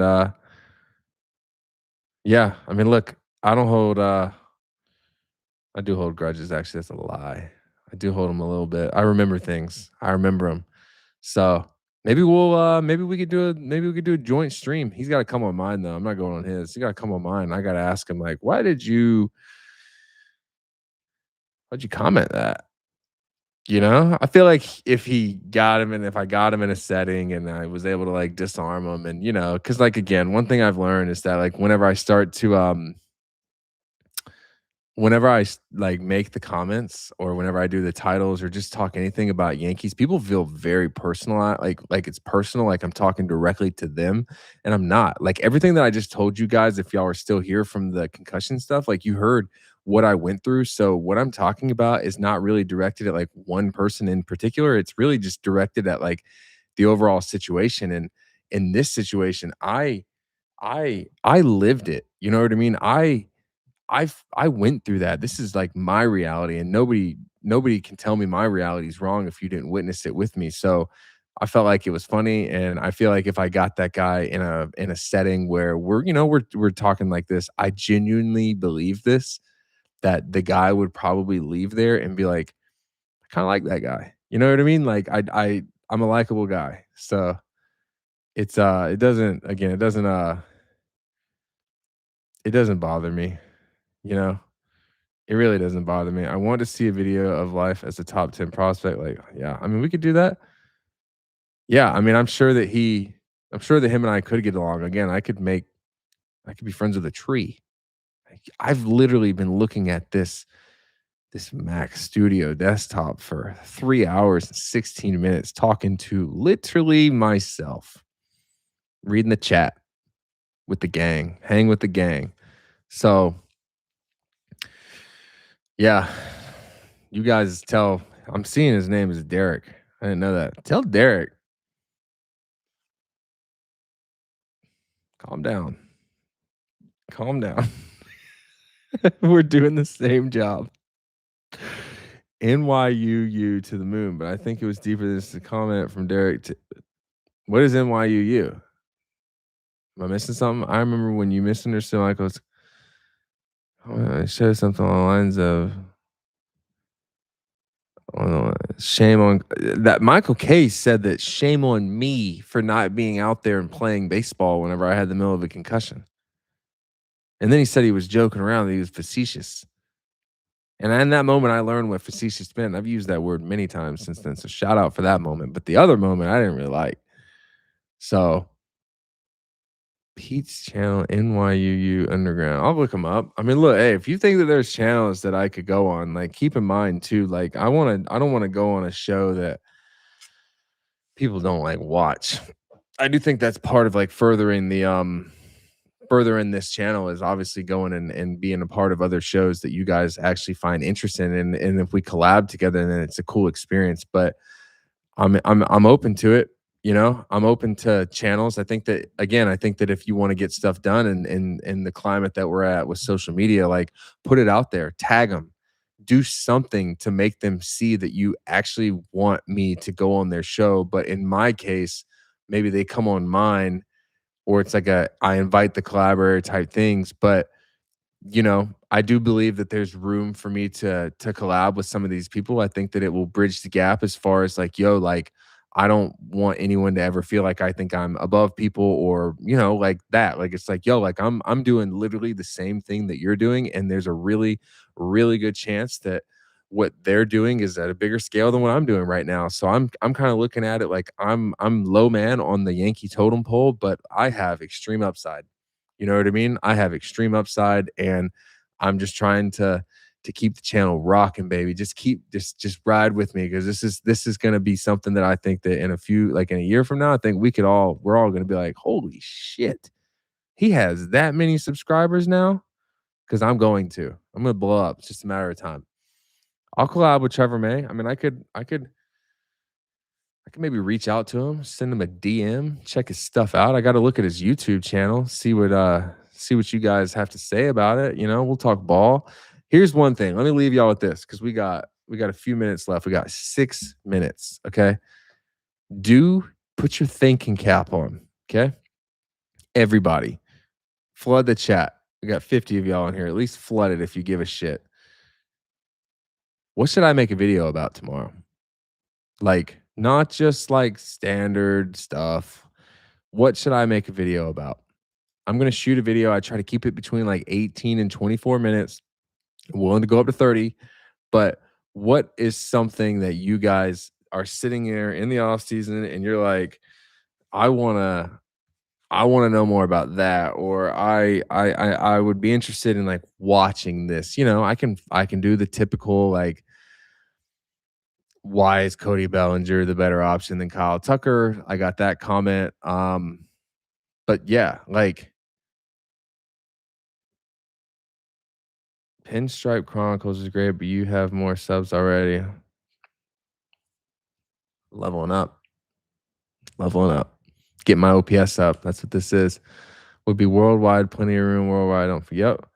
Ranked teams in the AL East so far this offseason. Differences in team culture, like Yankees versus Cubs versus I like that. Already gave me the Jazz video. See, who should the Yankees realistically sign trade for instead of running it back with the same team? I like that. What's the free agent process like? That's interesting. Tim Anderson fight.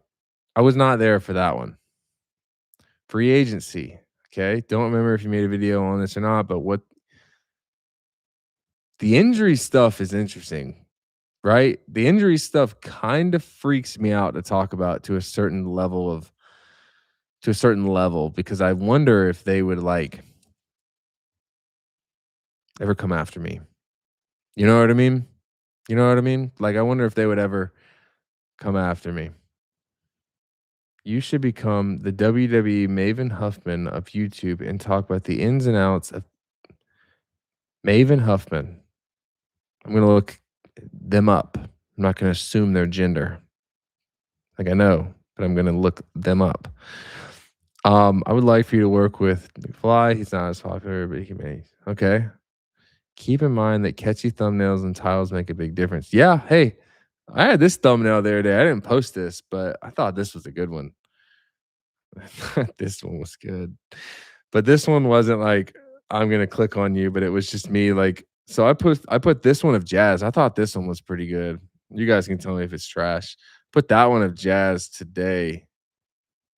Why is it so blurry? Um,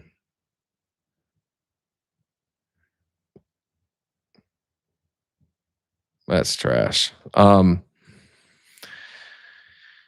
had this one that I didn't post. This one was more just for like shits and gigs. And like keep this in mind. I'll leave this with y'all. Okay.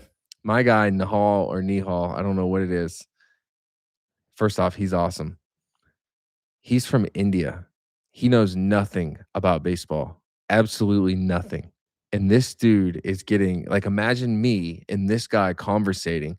And then I'm like writing him the thumbnail idea. So what you have to understand is every single thumbnail that I'm sending him, I come up with those ideas myself. I will type it out verbatim. I'll tell him the color that I want, the area that I want, the text, everything.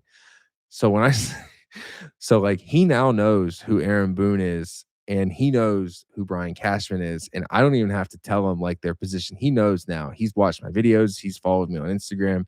He's followed. And so with all that being said, I'll like send him thumbnail ideas and I'll just be like laughing to myself because it's kind of just like funny. But like I sent him this picture and I was like, I really want you. So like I don't think people have fully realized this, but like there has been a few times with my thumbnails where I have edited my head on Brian Cashman's body. And I don't think that everyone has fully understood that it's Cashman's body. But in this case, he made this thumbnail and I never posted it. But this one's not like a clickable one. But if you're like a Yankees fan, like this one's kind of funny, but you can't really see it. It's kind of blurry. Yeah, so that's me on Cashman's. Cashman's body sitting with Hal Steinbrenner right there. Like, yeah, if you go through, like, my camera roll, like, I have all these pictures of him. Can't really tell all of them. That was gonna be a good one, can't tell. But, like, my camera roll is just full of, like, pictures of Cashman that I could, like, you know, maybe post or do something to get a this one was good. This one was tough to see because damn, this brightness. Hold on, let me try something real quick. Try something. Damn, you can't tell. That's the Will Smith in the empty room from Fresh Prince of Bel-Air one. So I had him like, there's Yankee stuff. If you want to see the titles, better go to the videos. But it's all fun and games where lower the phone brightness. That's a good idea. I tried the computer brightness. What an absolute hey, who said that? Hold on. Mata? That's why you're in the trenches with me, baby. That's why you're in the trenches. That's why you got that wrench next to your name right there. Check it out. That's the Will Smith meme. And the best part about it is like Cashman's wearing the Jordan 11s. I mean, come on. You're getting, hey, Mata, you're showing great promise. Great promise. You already had a walk-off hit tonight. You done it all, kid. So yeah, the thumbnails I'm working on, open to ideas, open to any kinds of criticism that you guys give me, you know. So I will make sure to having the player perspective is so amazing. Yeah, I appreciate it. I'm scrolling back looking at the videos, option ideas because I will need this. But all right, guys. It's 2:01. I appreciate this. There's a really, really high likelihood that I'm gonna be back on this bitch tomorrow night, late at night. So if everyone listen, you guys were awesome. You guys were 2 a.m. I got 42 viewers in here. I was having like 8 to 10 last time whenever I was around this time. So I appreciate it. You guys were awesome. Rich Dub and everyone else that's asking, there is a good chance that when I hop on this, it'll be 10 p.m. ish, 10 or 11 ish, 10 p.m., probably around the same time that I did this tonight. So I would say just aim to, all right, before you go, one last question and I'm hopping off. When I schedule a live, did any of y'all see that the live was scheduled tonight? You know what I mean? I scheduled it and it said alive. It said, I don't know if you got, okay, so you did see it. I don't know if, put the notifications on. That's what you should do. Put notifications on or whatever that you need to do if or just check my channel. I'll schedule the live while I'll be back. It'll be hang with the gang. I might even have Nihal make a make a good little thumbnail for all of us, little play on it. So look for the thumbnail to maybe be good tomorrow.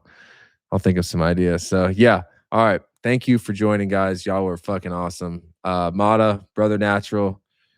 Thanks for doing the Lord's work and DFAing that fucking dick that came in here late at night. Shout out. So all right. I'll be back tomorrow. Check for the schedule. I'll see you guys later. Go Yankees.